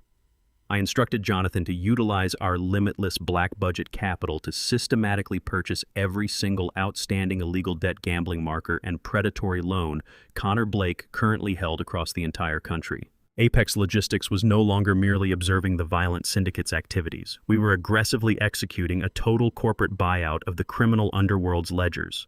Connor believed he had successfully escaped his catastrophic financial reckoning by sacrificing my home. He was entirely unaware that he now owed his very life, his freedom, and his fraudulent empire directly to me. Connor Blake's carefully constructed universe was rapidly disintegrating into a chaotic freefall. Despite his ruthless maneuver to liquidate my home, the massive influx of raw cash had barely covered a fraction of his immediate outstanding markers. The violent underground syndicate had temporarily backed off, but a new, infinitely more terrifying reality had immediately replaced them. Every single predatory loan, every illicit gambling marker, and every toxic line of credit he possessed had been suddenly and aggressively bought out by a completely unknown corporate entity. His phone rang incessantly with automated notifications of transferred debt portfolios, locking him into a paralyzing financial stranglehold. The invisible walls of absolute ruin were closing in on him with suffocating speed. His creditors were no longer street-level enforcers he could easily manipulate or evade. They were faceless, omnipotent financial institutions capable of destroying his entire life with a single keystroke. In a state of absolute sweating desperation, Connor cast a final reckless lifeline into the corporate abyss. He utilized every shred of his fabricated Silicon Valley genius persona to secure an emergency pitch meeting at the towering glass and steel headquarters of Apex Logistics. He possessed no actual software, no engineering team, and zero viable products, but his arrogance remained entirely untamed. He wholeheartedly believed that if he could just get into a room with the notoriously elusive anonymous chief executive officer of Apex, he could charm his way into securing a $10 million venture capital investment. That massive sum of money was his only remaining path to salvation. It would instantly clear his insurmountable debts, permanently fund his extravagant lifestyle, and solidify his fraudulent narrative to Naomi. He viewed Apex Logistics not as a seasoned corporate titan, but as an exceptionally wealthy, gullible target completely ripe for the ultimate grift.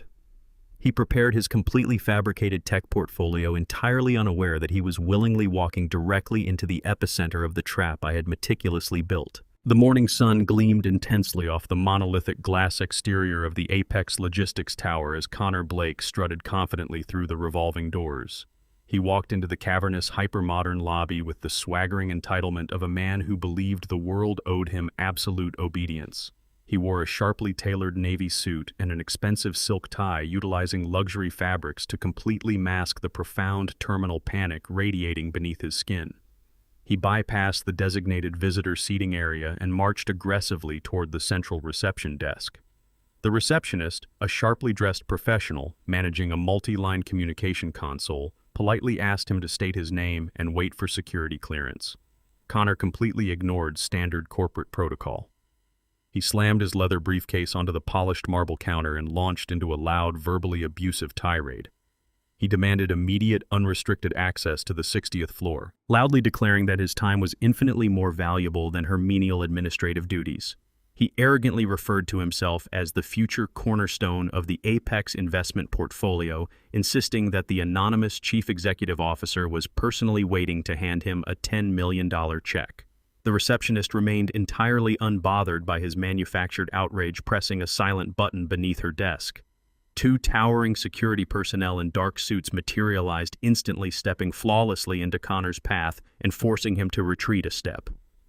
Connor quickly adjusted his luxury tie, clearing his throat and forcing a wide, artificial smile onto his face as the security detail directed him toward the private executive elevators. He completely misread the strict silent escort as a sign of VIP treatment.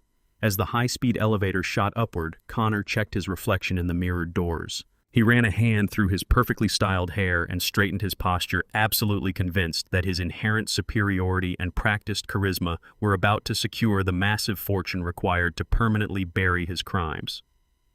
He believed he was ascending to his ultimate triumph. 60 floors above the bustling city streets, I stood in absolute silence within the cavernous Apex boardroom. I gazed out through the massive floor-to-ceiling windows, watching the tiny, insignificant vehicles navigate the concrete grid far below. The sprawling metropolis looked like a miniature chessboard, and I was about to execute the final, devastating checkmate. I had issued strict, specific orders to my executive staff regarding the environmental layout of the room. The massive, endless expanse of the polished mahogany conference table usually accommodated 30 high-level executives. Today, it was entirely stripped bare. Every single leather chair had been physically removed from the room with the explicit exception of two. One chair was positioned at the absolute head of the table, backed against the towering glass wall. The second chair was placed directly opposite it, isolated and vulnerable at the far end of the vast wooden expanse.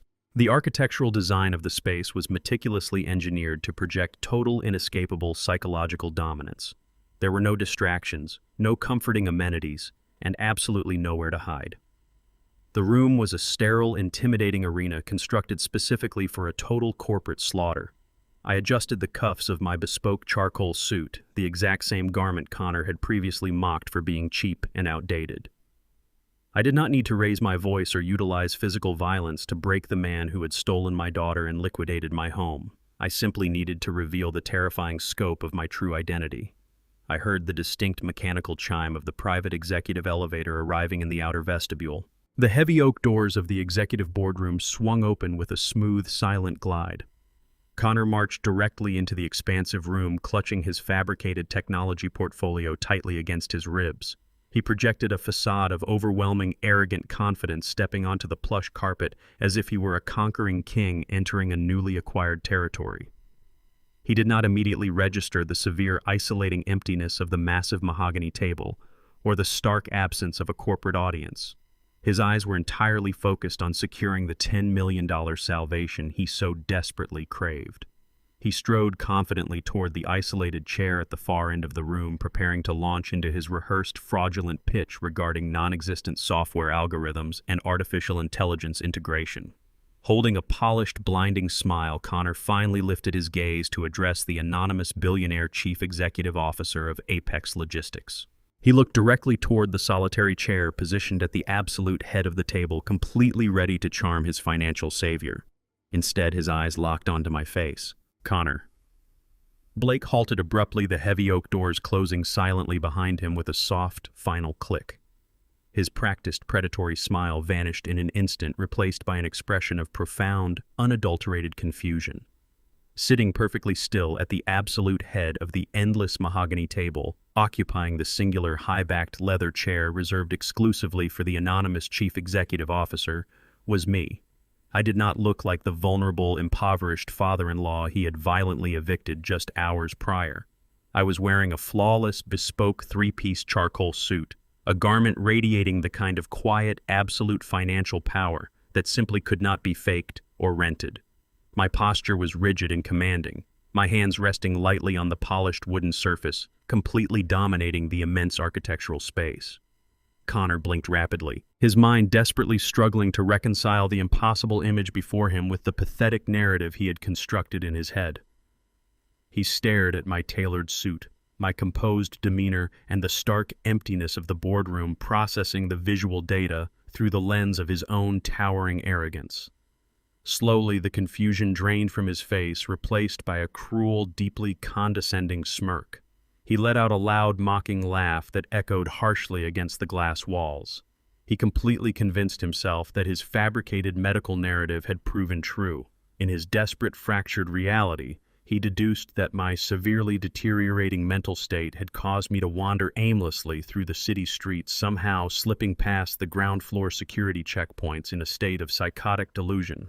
He assumed I had accidentally stumbled into the highest echelon of corporate power, entirely unaware of my surroundings. He tightened his grip on his fraudulent technology portfolio, his chest swelling with malicious triumph. He believed he was witnessing the pathetic final collapse of a broken old man, viewing my presence as a highly inconvenient but ultimately hilarious interruption to his impending $10 million salvation. He strutted forward, shaking his head with theatrical pity, fully preparing to physically humiliate me one last time before claiming his imaginary fortune. Connor did not bother addressing me directly. He turned his attention sharply toward the heavy oak doors, snapping his fingers aggressively and barking harsh authoritative commands. He loudly demanded that the elite security personnel stationed in the outer vestibule enter the boardroom immediately and physically drag the deranged old man out of the building. He shouted that my presence was a catastrophic security breach, threatening to personally ensure every guard on the 60th floor was permanently terminated for allowing a psychiatric patient to wander into the executive suite. He waited with a smug, expectant sneer, fully anticipating the satisfying spectacle of armed men wrestling me to the floor and forcibly removing me from his sight. The heavy oak doors remained completely sealed. The deafening silence of the boardroom held steady, entirely undisturbed by his frantic yelling. The highly trained security operatives outside did not flinch, did not move, and did not acknowledge a single syllable of his demands.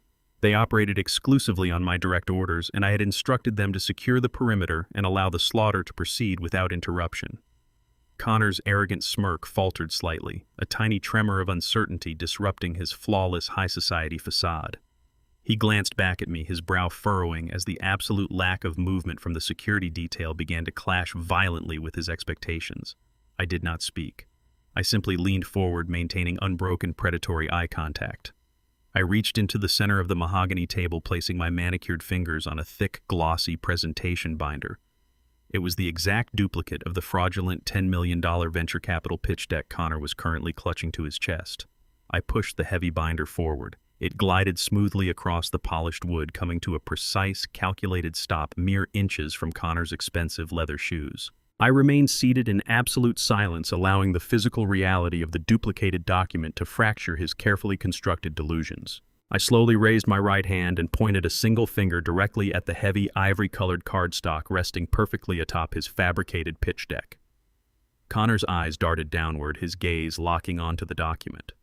It was a formal, legally binding rejection letter stamped flawlessly with the embossed gold security seal of the Apex Logistics Executive Board. His eyes scanned the crisp black typography, reading the absolute dismissal of his non-existent software company and the categorical refusal of his $10 million bailout request. The text was devastatingly clear, dismantling his imaginary technological empire with cold forensic precision. But the rejection itself was not the weapon that broke him. Connor's eyes moved to the bottom of the page, settling on the bold authoritative signature, authorizing the total financial execution. Printed clearly beneath the sprawling ink was my full legal name, followed immediately by my official corporate designation: founder, chief executive officer, and chairman of Apex Holdings. The truth detonated inside his mind with catastrophic force. His arrogant, condescending smile physically shattered, dissolving into a mask of pure, unadulterated horror. The blood completely drained from his face, leaving his skin a sickly, translucent gray. The suffocating reality of his situation crushed the air straight from his lungs. He realized in a single terrifying heartbeat that the gullible, impoverished father-in-law he had systematically abused, robbed, and attempted to institutionalize was the exact same anonymous billionaire he had come to beg for his life. His knees visibly buckled, unable to support the crushing weight of his monumental miscalculation. He staggered backward, his expensive leather briefcase slipping from his sweaty grip and crashing heavily onto the carpeted floor. He was entirely trapped in a cage of his own making, locked in a room with the apex predator he had foolishly mistaken for prey. Connor opened his mouth, his jaw working frantically as his panicked mind desperately searched for a lie, an excuse, or a desperate plea for mercy. A pathetic, strangled sound escaped his throat, a pathetic attempt to rewrite the horrific reality he had just uncovered. I did not allow him to formulate a single word. I raised my index finger just an inch above the polished mahogany table, a subtle razor-sharp gesture commanding absolute silence. The sheer authority radiating from the motion snapped his mouth shut instantly, completely paralyzing his vocal cords. He stood frozen, trembling violently under the crushing weight of my uninterrupted stare. The time for his manipulation, his arrogance, and his endless string of deceits had permanently expired. I lowered my hand and calmly reached for a thick black leather portfolio resting beside my right arm.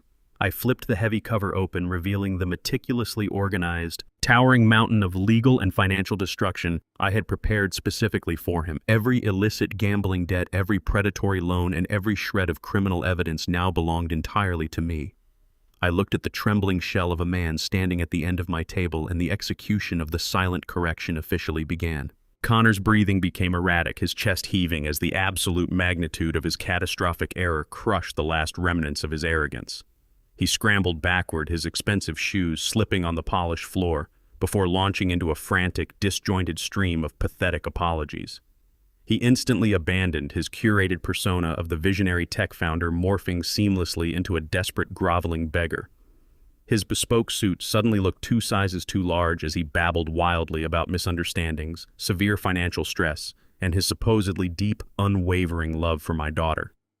I did not acknowledge his frantic pleading with a single syllable. I maintained my cold, predatory silence, methodically extracting the first set of documents from my black leather portfolio. I tossed the heavy stack of paper onto the pristine glass surface of the mahogany table, letting it slide directly into his line of sight. It was the heavily scrutinized, left-handed power of attorney document prominently bearing the bright red stamp of forensic invalidation. Beside it, I dropped the thick bound transcripts of the digital audio recordings captured by the micro-recorder in my kitchen. The highlighted text clearly detailed his explicit conspiracy to bribe a corrupt medical professional engineer, my forced psychiatric institutionalization, and subject me to lethal chemical sedation to prevent any interference with his asset liquidation. To complete the terrifying trifecta, I scattered the high-resolution photographs I had taken from the cathedral parking lot just 3 days prior. The glossy images showcased Connor in his custom wedding tuxedo, frantically shoving a thick envelope of illicit cash into the eager hands of his fraudulent geriatric specialist. The visual sequence was an undeniable, irrefutable chronicle of his criminal extortion and premeditated assault. Connor stared down at the physical manifestation of his guaranteed federal prison sentence, his mouth opening and closing without producing a single sound. The undeniable proof of his violent treachery was laid bare under the harsh, unforgiving fluorescent lights of the executive boardroom, completely dismantling any remaining leverage he thought he possessed. I did not allow him a single moment to process the sheer weight of his impending criminal prosecution before executing the next phase of his total psychological dismantling. I reached back into the leather portfolio and pulled out the comprehensive financial dossier compiled by my elite corporate espionage division. I slammed the heavy file down onto the table, the sharp crack echoing like a gunshot across the silent room. This was the complete, unredacted autopsy of his fraudulent existence. I fanned out the detailed banking records exposing the absolute void where his revolutionary software company was supposed to exist. I laid out the indisputable proof that his Delaware-based startup was nothing more than a hollow shell corporation, entirely devoid of proprietary code, physical products, or actual employees. Then I revealed the true destination of his stolen capital: I covered the table with pages of outstanding Las Vegas casino markers, unpaid VIP gambling debts, and aggressive financial threats from ruthless underground loan sharks. I systematically stripped away every single layer of his meticulously crafted Silicon Valley facade. He was not a misunderstood visionary on the brink of changing the modern world. He was a pathetic compulsive thief, a degenerate gambling addict who had weaponized my daughter's blind devotion solely to feed a ravenous, uncontrollable vice. I exposed the sickening trajectory of Naomi's liquidated life savings, tracing every stolen dollar from her accounts directly to the offshore laundering entities he used to conceal his catastrophic gambling losses. I forced him to look at the undeniable mathematical proof of his own pathetic nature. The bespoke suits and complex technology jargon had been completely neutralized, leaving nothing behind but a cornered, desperate fraud drowning in an ocean of his own toxic lies. Every single wire transfer and falsified investment deck was now weaponized against him, proving his entire marriage was a calculated financial extraction. The final lethal blow remained securely in my portfolio, waiting to sever the last tether of his rapidly fading hope. Connor was actively hyperventilating, his eyes darting frantically toward the heavy oak doors as if calculating his odds of physical escape. He was entirely unaware that running would only accelerate his destruction. I reached into the leather folder one last time and extracted a single, heavily notarized legal binder. I slid it deliberately across the long mahogany table. It was the official, finalized deed to his entire underground debt portfolio. I watched his bloodshot eyes scan the cover page as I quietly explained the new parameters of his existence. Apex Logistics had not simply rejected his pathetic $10 million venture capital pitch.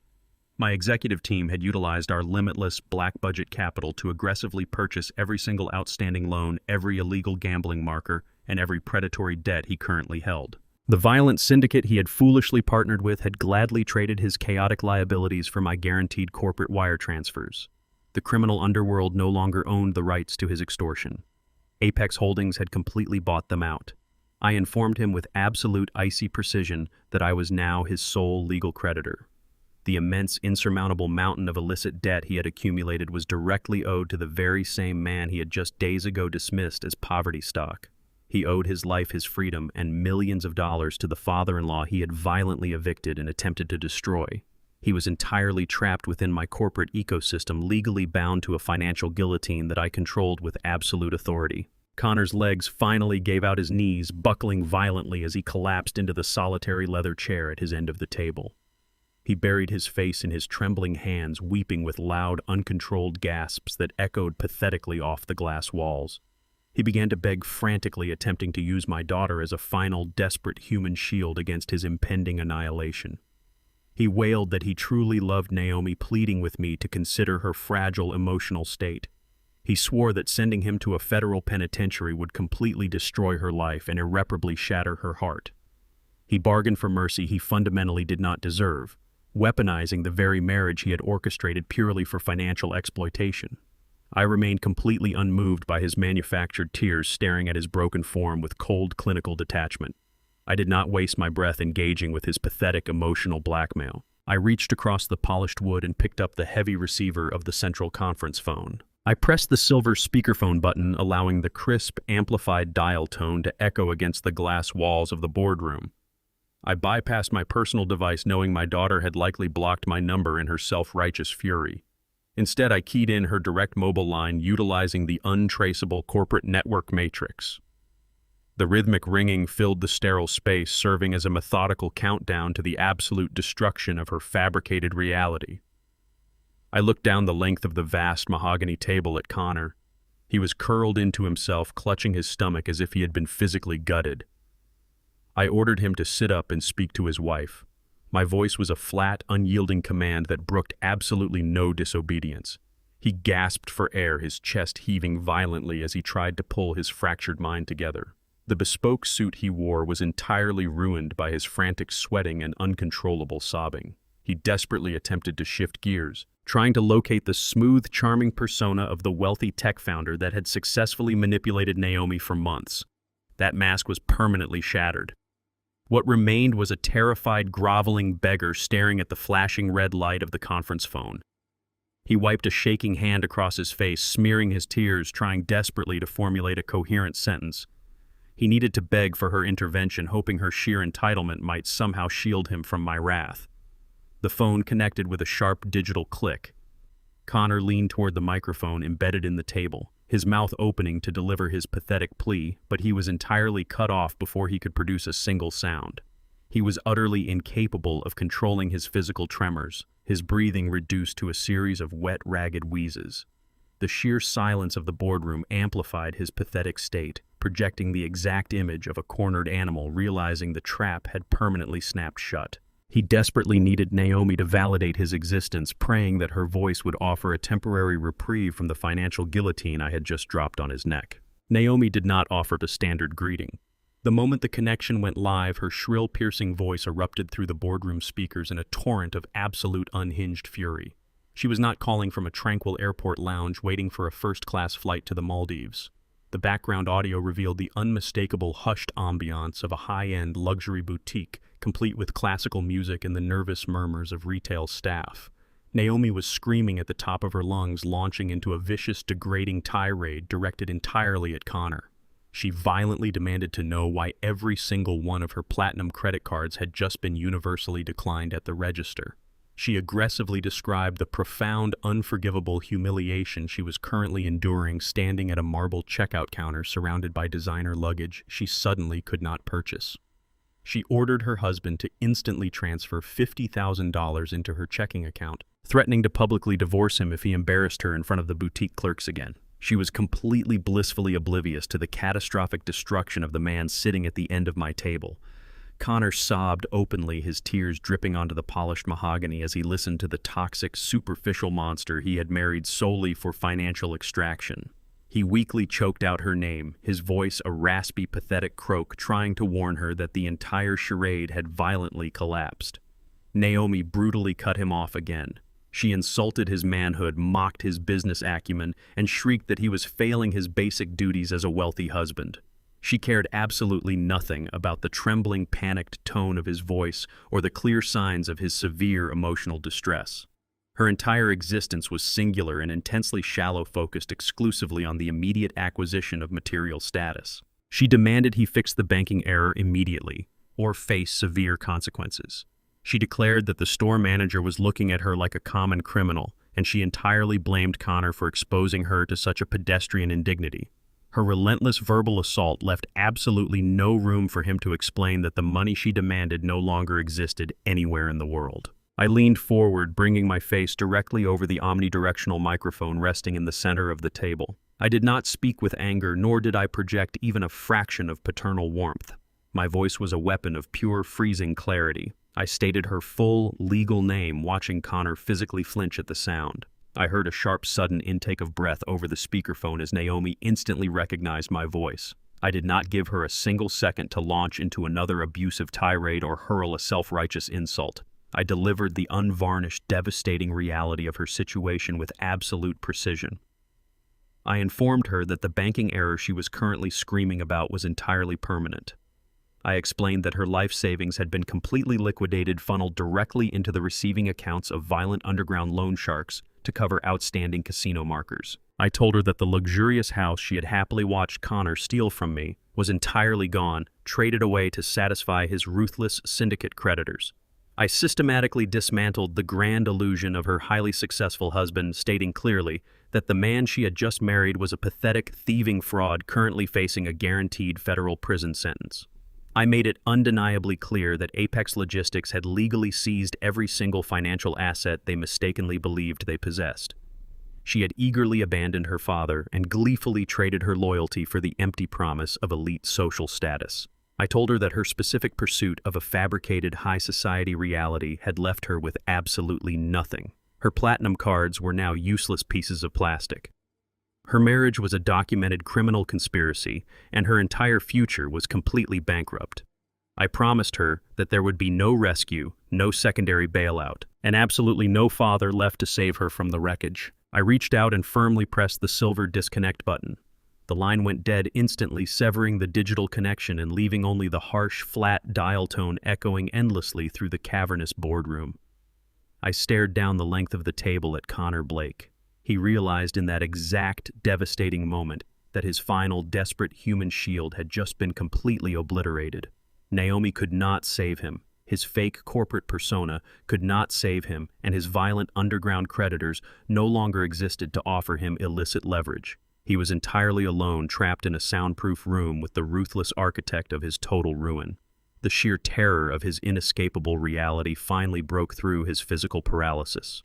He let out a loud, feral cry of absolute panic. He jumped up violently from the leather chair, knocking the heavy piece of furniture backward onto the plush carpet with a heavy thud. Connor spun around wildly, his eyes wide with unadulterated fear, and sprinted frantically toward the heavy glass doors of the executive suite in a blind, futile attempt to escape the building. He slammed his body against the reinforced glass, desperately clawing at the polished metal handles as he realized the exits were permanently locked from the outside. Connor lunged forward with the frantic momentum of a trapped animal, his hands raised to strike the impenetrable reinforced glass one final time. Before his palms could make contact with the transparent barrier, the heavy electronic locks disengaged with a sharp, synchronized click. The thick glass doors were violently thrust inward, forcing Connor to stumble backward to avoid the sudden impact. Jonathan Reed, the chief operating officer of Apex Logistics, stepped across the threshold with absolute authority, completely blocking the only available exit. He was instantly followed by 4 imposing figures wearing dark windbreakers emblazoned with the bold yellow lettering of the Federal Economic Crime Division. They moved with a terrifyingly efficient tactical precision, sweeping into the boardroom and immediately surrounding Connor's trembling form. The lead federal agent did not offer a polite greeting or waste a single breath on formalities. He flashed a laminated federal warrant directly in Connor's panicked face, his voice cutting through the sterile air like a serrated blade. Connor let out a high-pitched, involuntary squeak of terror, instinctively raising his hands in a futile attempt to defend himself against the inevitable. The federal agents did not hesitate. 2 massive detectives lunged forward, grabbing Connor by his expensive, tailored shoulders and physically lifting his feet entirely off the plush carpet. They slammed him chest first against the heavy glass wall of the executive suite. The brutal impact vibrated through the room, silencing Connor's pathetic whimpering instantly. The cold metallic sound of heavy steel handcuffs ratcheting tightly around his wrists echoed sharply, a definitive and uncompromising sound that signaled the absolute termination of his fraudulent existence. The custom-tailored suit he had worn to project power and superiority was violently wrinkled and pulled out of alignment as his arms were wrenched forcefully behind his back. The physical manifestation of his complete downfall was swift, violent, and utterly devoid of any mercy. He was entirely subdued in less than 10 seconds. The lead detective stepped back, adjusting his posture within the pristine, hyper-modern corporate environment of the Apex boardroom. The room was a temple of silent, calculating executive power, which served to magnify the utter disgrace of the criminal currently pinned against the glass. The agent produced a heavily stamped legal document and began reading the federal indictment aloud with mechanical, unyielding clarity. He systematically listed the devastating criminal charges that would permanently end Connor Blake's life in polite society. The charges included multiple counts of aggravated wire fraud, grand larceny, interstate criminal conspiracy, the creation and distribution of fraudulent medical documentation, severe elder financial abuse, and explicit forgery of legal instruments. Each individual charge carried a catastrophic federal sentence, building an insurmountable mountain of penal time. Connor was no longer trying to negotiate or charm his way out of the situation. He completely broke down, weeping hysterically and thrashing against the physical restraints holding him to the wall. He cried out that there was a massive misunderstanding, begging the stoic federal agents to look at his fake technology portfolio scattered across the mahogany table. He shrieked that he was a vital entrepreneur, entirely delusional to the fact that his charade had been permanently dismantled. His frantic, uncoordinated thrashing was met with zero tolerance. The detectives adjusted their grips, pulling him forcefully away from the glass and marching him aggressively toward the open executive elevators. Connor's expensive leather shoes dragged uselessly across the pristine carpet, his legs refusing to support his weight. He bawled like a terrified child, leaving a trail of pure, unfiltered humiliation in his wake. The stark contrast between the immaculate, hushed power of my corporate headquarters and the loud, messy destruction of a desperate con artist was absolute. I remained standing at the head of the long mahogany table, watching the elevator doors glide shut and completely swallow the pathetic remnants of the man who had attempted to steal my life. The descent to the ground floor felt agonizingly swift for the ruined fraudster, as the federal agents firmly escorted the weeping handcuffed prisoner out of the private executive elevator and into the sprawling sunlit marble lobby of the Apex Logistics Tower. A sudden commotion erupted near the main security checkpoint. The heavy glass revolving doors spun rapidly, discharging a frantic and furious figure into the quiet corporate space. It was Naomi. She had evidently ordered her driver to rush her directly to the headquarters immediately following our devastating phone call, desperate to locate the husband who was supposed to transfer her phantom funds. She strode fiercely past the front reception desk, her designer handbag clutched tightly in her manicured hands, ready to demand answers. Her aggressive momentum halted instantly as she fully registered the scene unfolding in the center of the vast lobby. She watched in absolute, paralyzed horror as the man she had proudly married just 3 days prior was paraded through the public space like a common vulgar street criminal. Connor's face was red and swollen with tears, his expensive suit disheveled, his hands securely bound in heavy steel behind his back. The federal windbreakers surrounding him left absolutely no room for misinterpretation. The illusion of the untouchable, brilliant Silicon Valley visionary evaporated before her eyes in a brutal, highly public display of federal law enforcement. The whispers of passing corporate executives and visiting clients filled the marble hall, sealing Connor's complete social and professional destruction.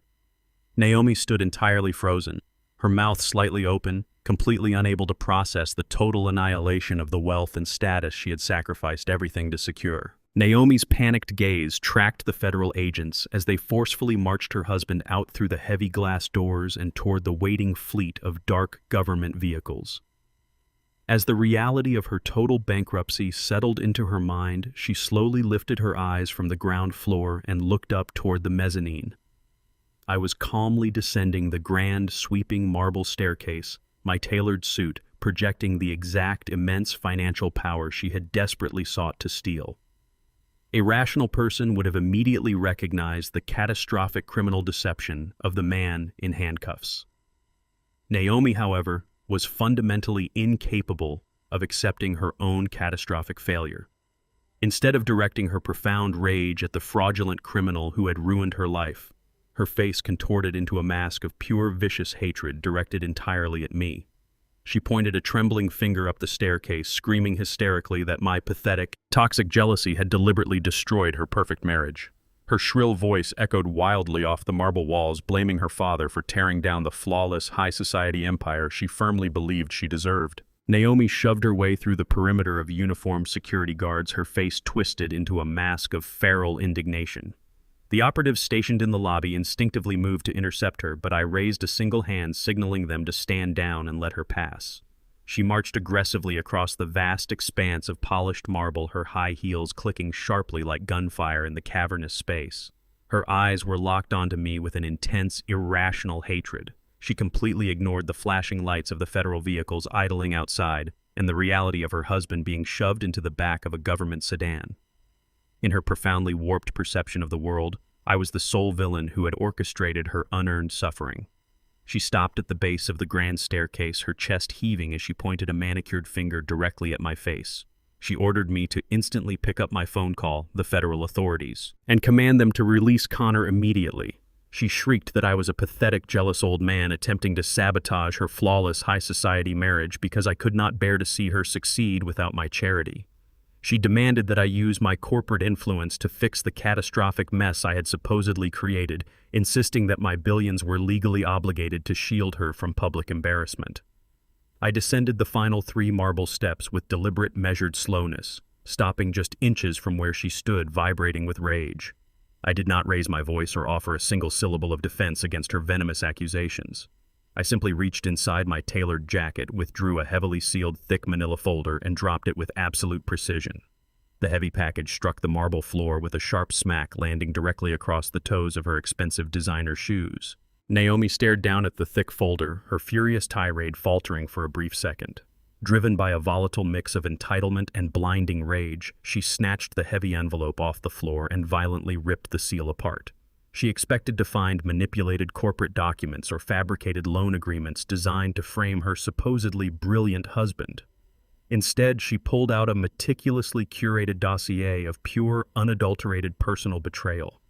The top layer consisted of high-resolution surveillance photographs captured in crystal-clear definition. They showcased Connor relaxing on the private balconies of luxury resorts, dining at exclusive restaurants, and stepping out of chauffeured vehicles. He was never alone. Clinging to his arm in every single image was a young, striking woman dripping in expensive jewelry. Naomi frantically flipped to the next section, her breath catching sharply in her throat as her eyes scanned the highlighted financial ledgers attached to the photos. These were not corporate expense accounts. They were her own personal banking statements. The meticulously tracked digital trail proved beyond a shadow of a doubt that Connor had systematically drained her entire life savings and transferred the funds into a shadow account. He had then weaponized her own money to finance a lavish secret existence for his mistress. The chronological timeline printed at the bottom of the ledgers was perfectly aligned with the exact months Naomi had spent eagerly planning her extravagant wedding. While she was busy mocking my poverty and obsessing over floral arrangements, Connor was actively using her depleted accounts to purchase diamond tennis bracelets and reserve penthouse suites for another woman. The betrayal was absolute, documented with ruthless forensic accuracy. It completely dismantled her core identity, proving she was never an elite socialite or a cherished partner. She was simply an oblivious, arrogant mark who had eagerly financed her own profound humiliation. The thick stack of glossy photographs and banking ledgers slipped freely from Naomi's trembling fingers, scattering in a chaotic mess across the pristine marble floor. The towering, impenetrable fortress of her ego disintegrated in a single devastating heartbeat. The harsh, suffocating reality of her existence crashed down upon her with inescapable gravity. She was entirely bankrupt. Her life savings had been completely squandered on a phantom mistress. The brilliant, wealthy tech founder she had married was an exposed federal felon currently locked in the back of a government transport vehicle. She stood dead center in the cavernous lobby of Apex Logistics, entirely surrounded by the silent, judging stares of elite corporate executives and security personnel. The public disgrace was absolute and terminal. There was no social circle left to impress, no wealthy husband to flaunt, and no financial safety net to catch her fall. The sheer gravity of her monumental failure severed the last remaining threads of her arrogant defiance. Her legs gave out completely. She collapsed onto her knees, the sharp impact against the hard stone floor barely registering through her overwhelming psychological shock. She bowed her head, her manicured hands covering her face as she began to weep. It was not a performative display of sadness or a calculated plea for sympathy. It was a visceral, ugly, and broken sobbing rooted in pure, unadulterated shame. She wept bitterly for her destroyed pride, her shattered illusions, and the terrifying realization that she had gleefully orchestrated her own total destruction. Stripped entirely of her toxic pride and high society delusions, Naomi slowly lifted her tear-streaked face to look at me. The venom and arrogant entitlement that had defined her existence for the past 3 years were completely gone, replaced by the raw, desperate panic of a cornered child. She reached out her shaking hands, grasping the crisp fabric of my trousers. She choked back her heavy sobs, frantically begging for my forgiveness. She pleaded for a total erasure of the past, swearing she would divorce Connor immediately and never speak his name again. Her voice broke as she desperately asked to go back home, begging me to take her back to the old wooden house she had once so viciously mocked. She promised she would be a good daughter, insisting we could start over completely if I would just wrap her in my protection and save her from the horrific reality she had built. She stared up at me with wide, pleading eyes, waiting desperately for the unconditional paternal salvation she had so ruthlessly exploited and discarded. Naomi's manicured fingers gripped the crisp charcoal wool of my trousers with the frantic, crushing desperation of a drowning sailor clinging to a lifeline in a violent storm. She gasped for air between violent, ugly sobs, her expensive mascara running in dark, ruined streaks down her face as she begged for a second chance. She cried out for the old wooden house, pleading to return to the humble front porch and the quiet safety of the life she had spent the last 3 years viciously mocking and desperately trying to escape. She swore she would scrub the floors, cook the meals, and be the devoted, humble daughter she had so spectacularly failed to be. If only I would shield her from the catastrophic public ruin surrounding her. I looked down at her shaking form, feeling a deep, hollow ache in my chest. It was the lingering phantom pain of a father mourning the sweet child he once knew long before the poison of greed had corrupted her. But I did not reach down to stroke her hair, nor did I offer the unconditional foolish pardon she demanded. Instead, I placed my hands firmly over her wrists. With a gentle but utterly unyielding force, I pried her trembling fingers off my bespoke suit. I took a deliberate, measured step backward, creating a physical boundary of iron between us. Her hands fell empty to her sides, her eyes widening in sudden panicked confusion as the absolute rejection registered in her mind. I looked directly into her tear-filled eyes and delivered the first devastating truth of her new reality. I told her that the sanctuary she was begging to run back to no longer existed. The old wooden house, the simple, quiet home where I had raised her and protected her from the unforgiving world, was permanently gone.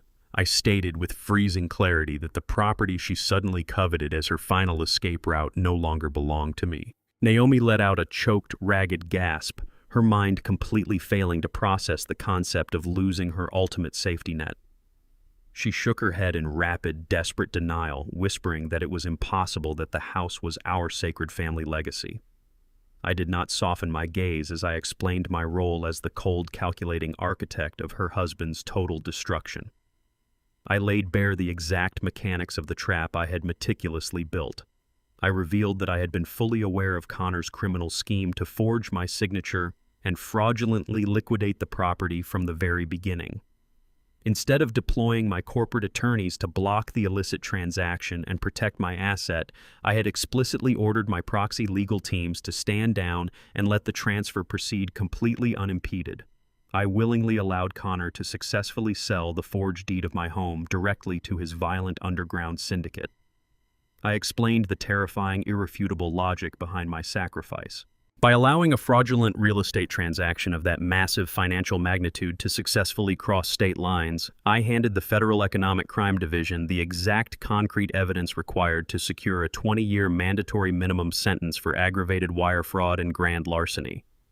I willingly sacrificed the very walls that held decades of my cherished family memories just to ensure the steel jaws of the federal trap snapped shut on her husband's neck with absolute inescapable finality. I told her that the childhood bedroom she thought she could blindly retreat to had already been leveled by commercial developers working for the syndicate.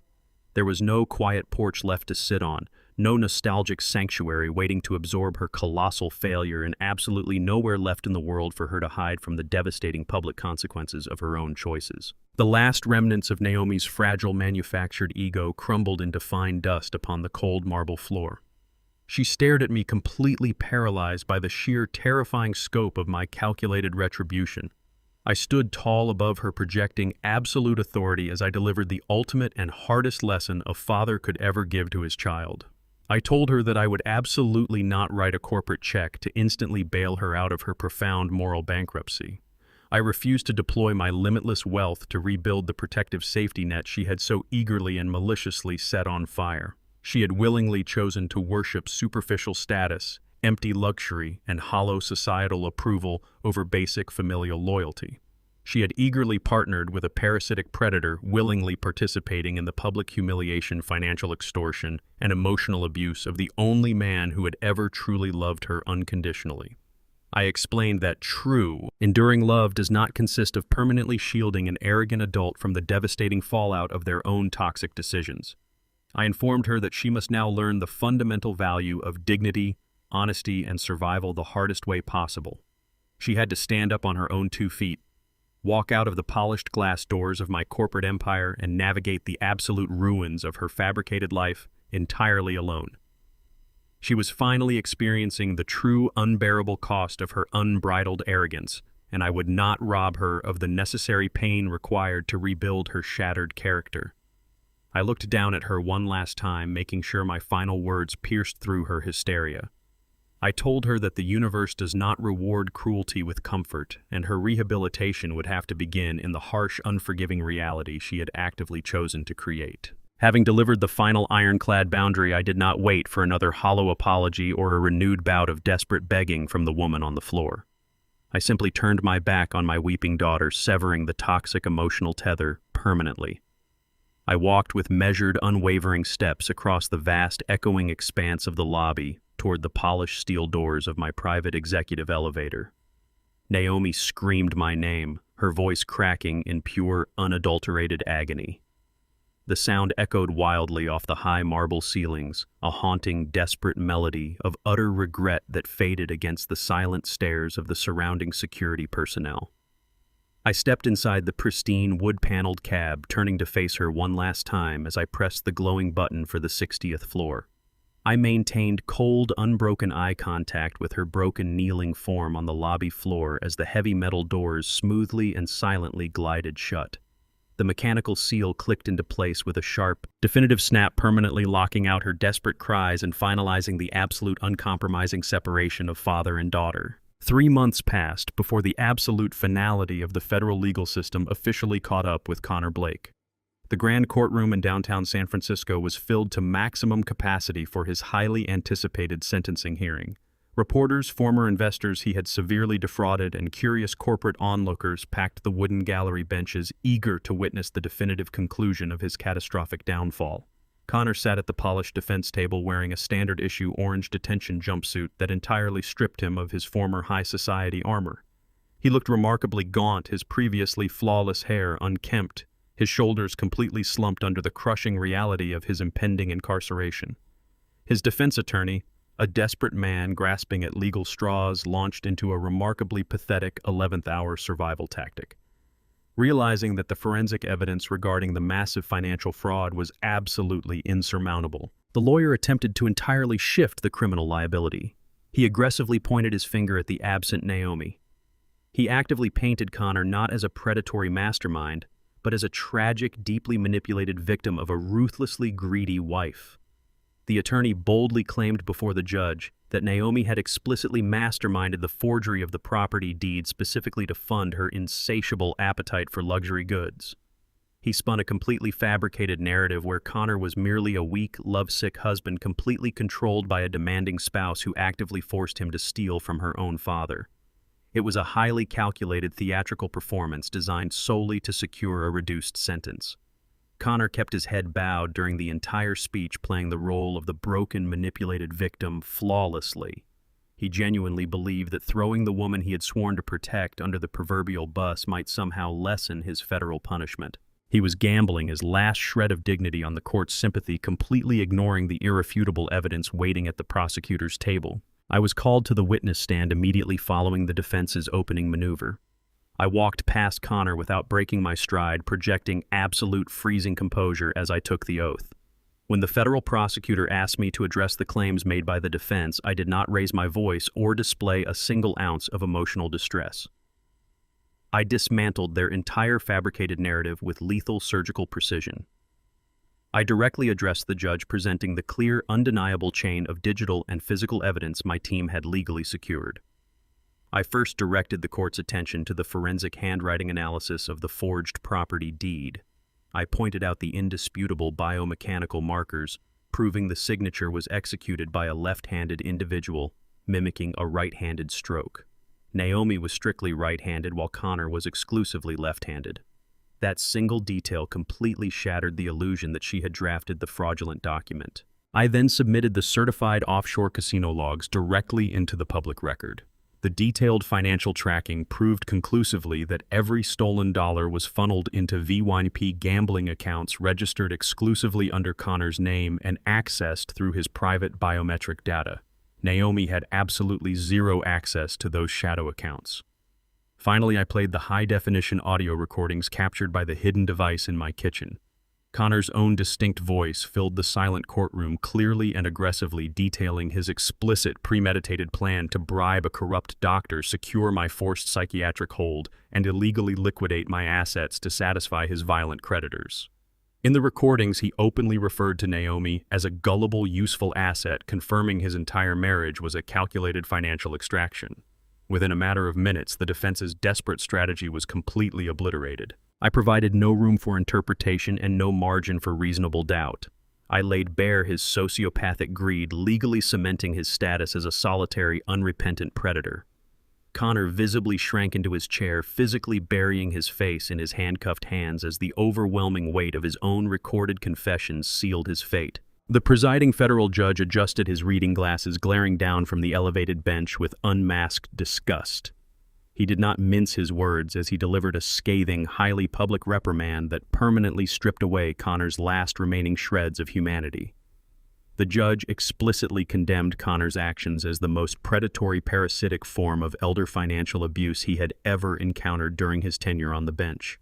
He loudly criticized Connor's sheer arrogance, noting that attempting to weaponize the mental health system against a vulnerable family member merely to feed a degenerate gambling addiction was an act of profound moral bankruptcy. The judge made it absolutely clear that Connor was a danger to society, a manipulative fraudster who utilized a fake corporate veneer to execute devastating personal betrayals. The gavel came down with a sharp, echoing crack. Connor Blake was officially sentenced to 10 consecutive years in a maximum security federal penitentiary. The judge explicitly mandated that the sentence be served completely without the possibility of early parole or sentence reduction, ensuring that every single day of the decade would be spent behind bars. Furthermore, the court authorized the immediate seizure and liquidation of all his remaining personal assets to partially compensate the syndicate debts currently owned by Apex Logistics. Connor collapsed forward onto the defense table, letting out a hollow, agonizing wail as the federal marshals immediately stepped forward to take physical custody of him. Justice was not just served, it was absolute, final, and uncompromising. He was violently hoisted to his feet and dragged toward the holding cell doors, his perfectly manicured life officially terminating in a pair of steel handcuffs. I stepped out of the heavy brass doors of the federal courthouse, the bright California sunlight hitting my face as I walked down the wide granite steps. The air felt clean, entirely purged of the toxic influence that had infected my life for the past 3 years. My security detail waited silently by the idling corporate vehicle. Before I reached the open car door, my eyes caught a sudden striking flash of movement across the busy metropolitan street.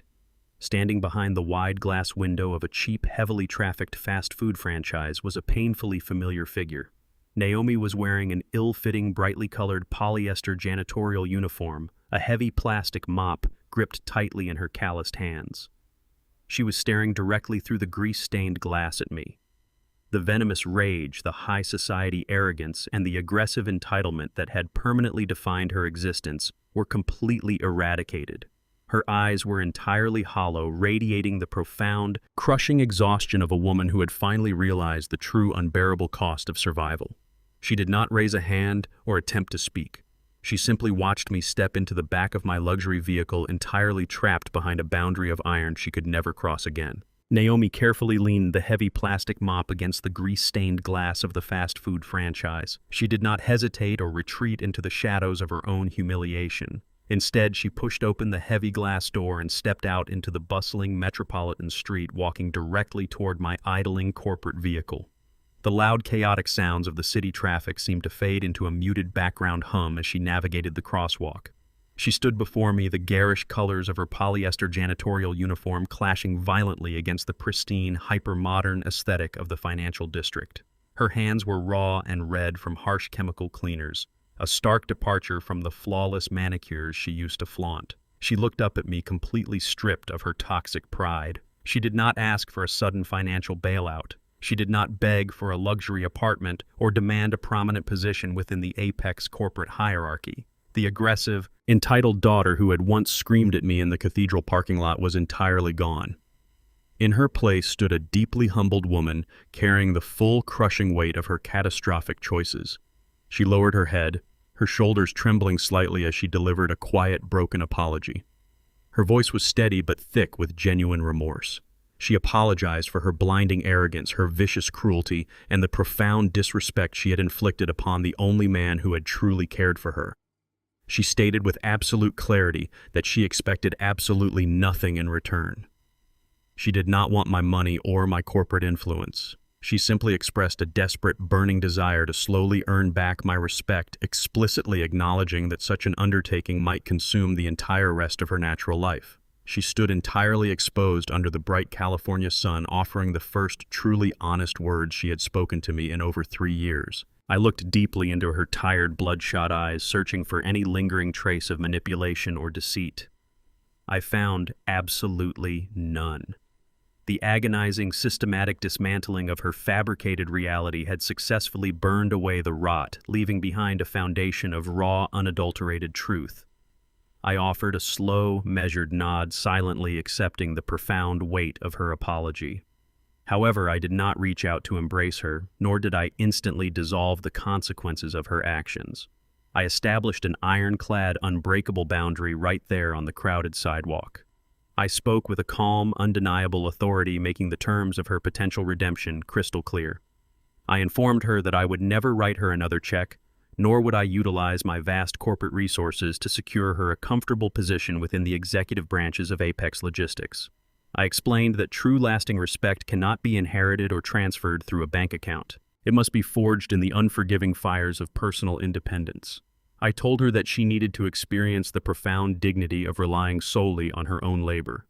She had to learn the actual value of a dollar earned through physical exhaustion, rather than stolen through deception.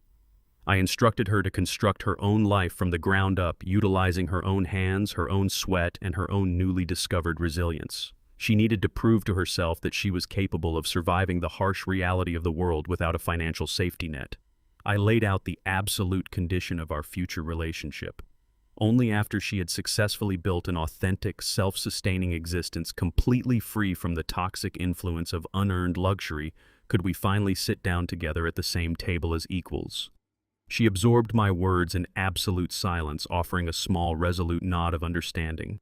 She wiped a single tear from her cheek, turned around, and walked back toward the fast food franchise, accepting the heavy burden of her own salvation. I watched my daughter disappear behind the grease-stained glass doors of the restaurant, feeling a profound, settling peace wash over my entire being. The suffocating anger and deep, agonizing betrayal that had fueled my meticulous corporate warfare had completely evaporated. I felt only the quiet, undeniable satisfaction of a massive, impossibly complex task perfectly completed. I turned to my executive security detail, signaling for them to dismiss the idling luxury sedan. I did not require the armored transport or the suffocating prestige of my corporate empire today. I walked alone down the bustling city block, eventually stepping into the dim, cool shadows of an underground parking garage. Waiting quietly in the corner, entirely out of place among the sleek European sports cars, was a heavily rusted 1998 Ford F-150. It was the exact same battered vehicle Connor had so viciously mocked. The truck I had anonymously and aggressively bought back from the local dealership immediately after seizing control of Apex Holdings. I slid onto the worn fabric seat, the familiar smell of old leather and motor oil instantly grounding me. I turned the ignition, listening to the engine roar to life with a comforting mechanical reliability. I steered the heavy truck out of the concrete labyrinth and merged onto the highway, leaving the towering glass monoliths of the financial district far behind me. I drove for an hour, the dense urban sprawl gradually giving way to the open, sun-drenched fields of the surrounding countryside. My destination was not a sprawling gated mansion or an exclusive luxury resort. I pulled onto a quiet, unpaved gravel driveway, leading toward a modest, single-story property surrounded by ancient oak trees and endless acres of quiet, undisturbed land. I stepped out of the rusted truck, my boots crunching softly against the loose gravel as I walked toward the vibrant green lawn stretching across the front yard. The late afternoon sun bathed the entire property in a warm golden light, casting long, peaceful shadows across the grass. I walked to the side of the house and picked up a coiled garden hose, turning the brass valve until a steady, refreshing stream of water flowed from the nozzle. I stood in the quiet calm of the countryside, methodically watering a meticulously planted bed of blooming red roses. The cool mist settled over the bright petals, a stark contrast to the ruthless corporate fires I had just finished extinguishing. I breathed in the fresh, clean air, knowing I had successfully weathered the most devastating storm of my life. I had fiercely protected my dignity against those who sought to destroy it, and I had delivered the ultimate unyielding lesson in respect to a family that had forgotten its meaning. The debts were paid, the predators were caged, and the silent correction was now perfectly and permanently finished. I stepped out of the rusted truck, my boots crunching softly against the loose gravel as I walked toward the vibrant green lawn stretching across the front yard. The late afternoon sun bathed the entire property in a warm golden light, casting long, peaceful shadows across the grass. I walked to the side of the house and picked up a coiled garden hose, turning the brass valve until a steady, refreshing stream of water flowed from the nozzle. I stood in the quiet calm of the countryside, methodically watering a meticulously planted bed of blooming red roses. The cool mist settled over the bright petals, a stark contrast to the ruthless corporate fires I had just finished extinguishing. I breathed in the fresh, clean air, knowing I had successfully weathered the most devastating storm of my life. I had fiercely protected my dignity against those who sought to destroy it, and I had delivered the ultimate unyielding lesson in respect to a family that had forgotten its meaning. The debts were paid, the predators were caged, and the silent correction was now perfectly and permanently finished. True dignity cannot be purchased, inherited, or artificially manufactured through social status. It is a quiet internal fortress, built exclusively through resilience, unwavering self-respect, and the willingness to establish absolute boundaries against those who mistake kindness for weakness. This story illustrates that saving someone you truly love sometimes requires allowing them to face the brutal, unfiltered consequences of their own toxic decisions. By refusing to shield arrogance from destruction, you offer the ultimate gift of genuine rehabilitation. Real power is never demonstrated through loud vengeance, but through the calm, methodical enforcement of truth, ensuring that profound lessons are permanently learned. If you found value in this story of resilience and hard-earned respect, please share it with others and let us know your thoughts in the comments below. Do not forget to subscribe for more compelling narratives.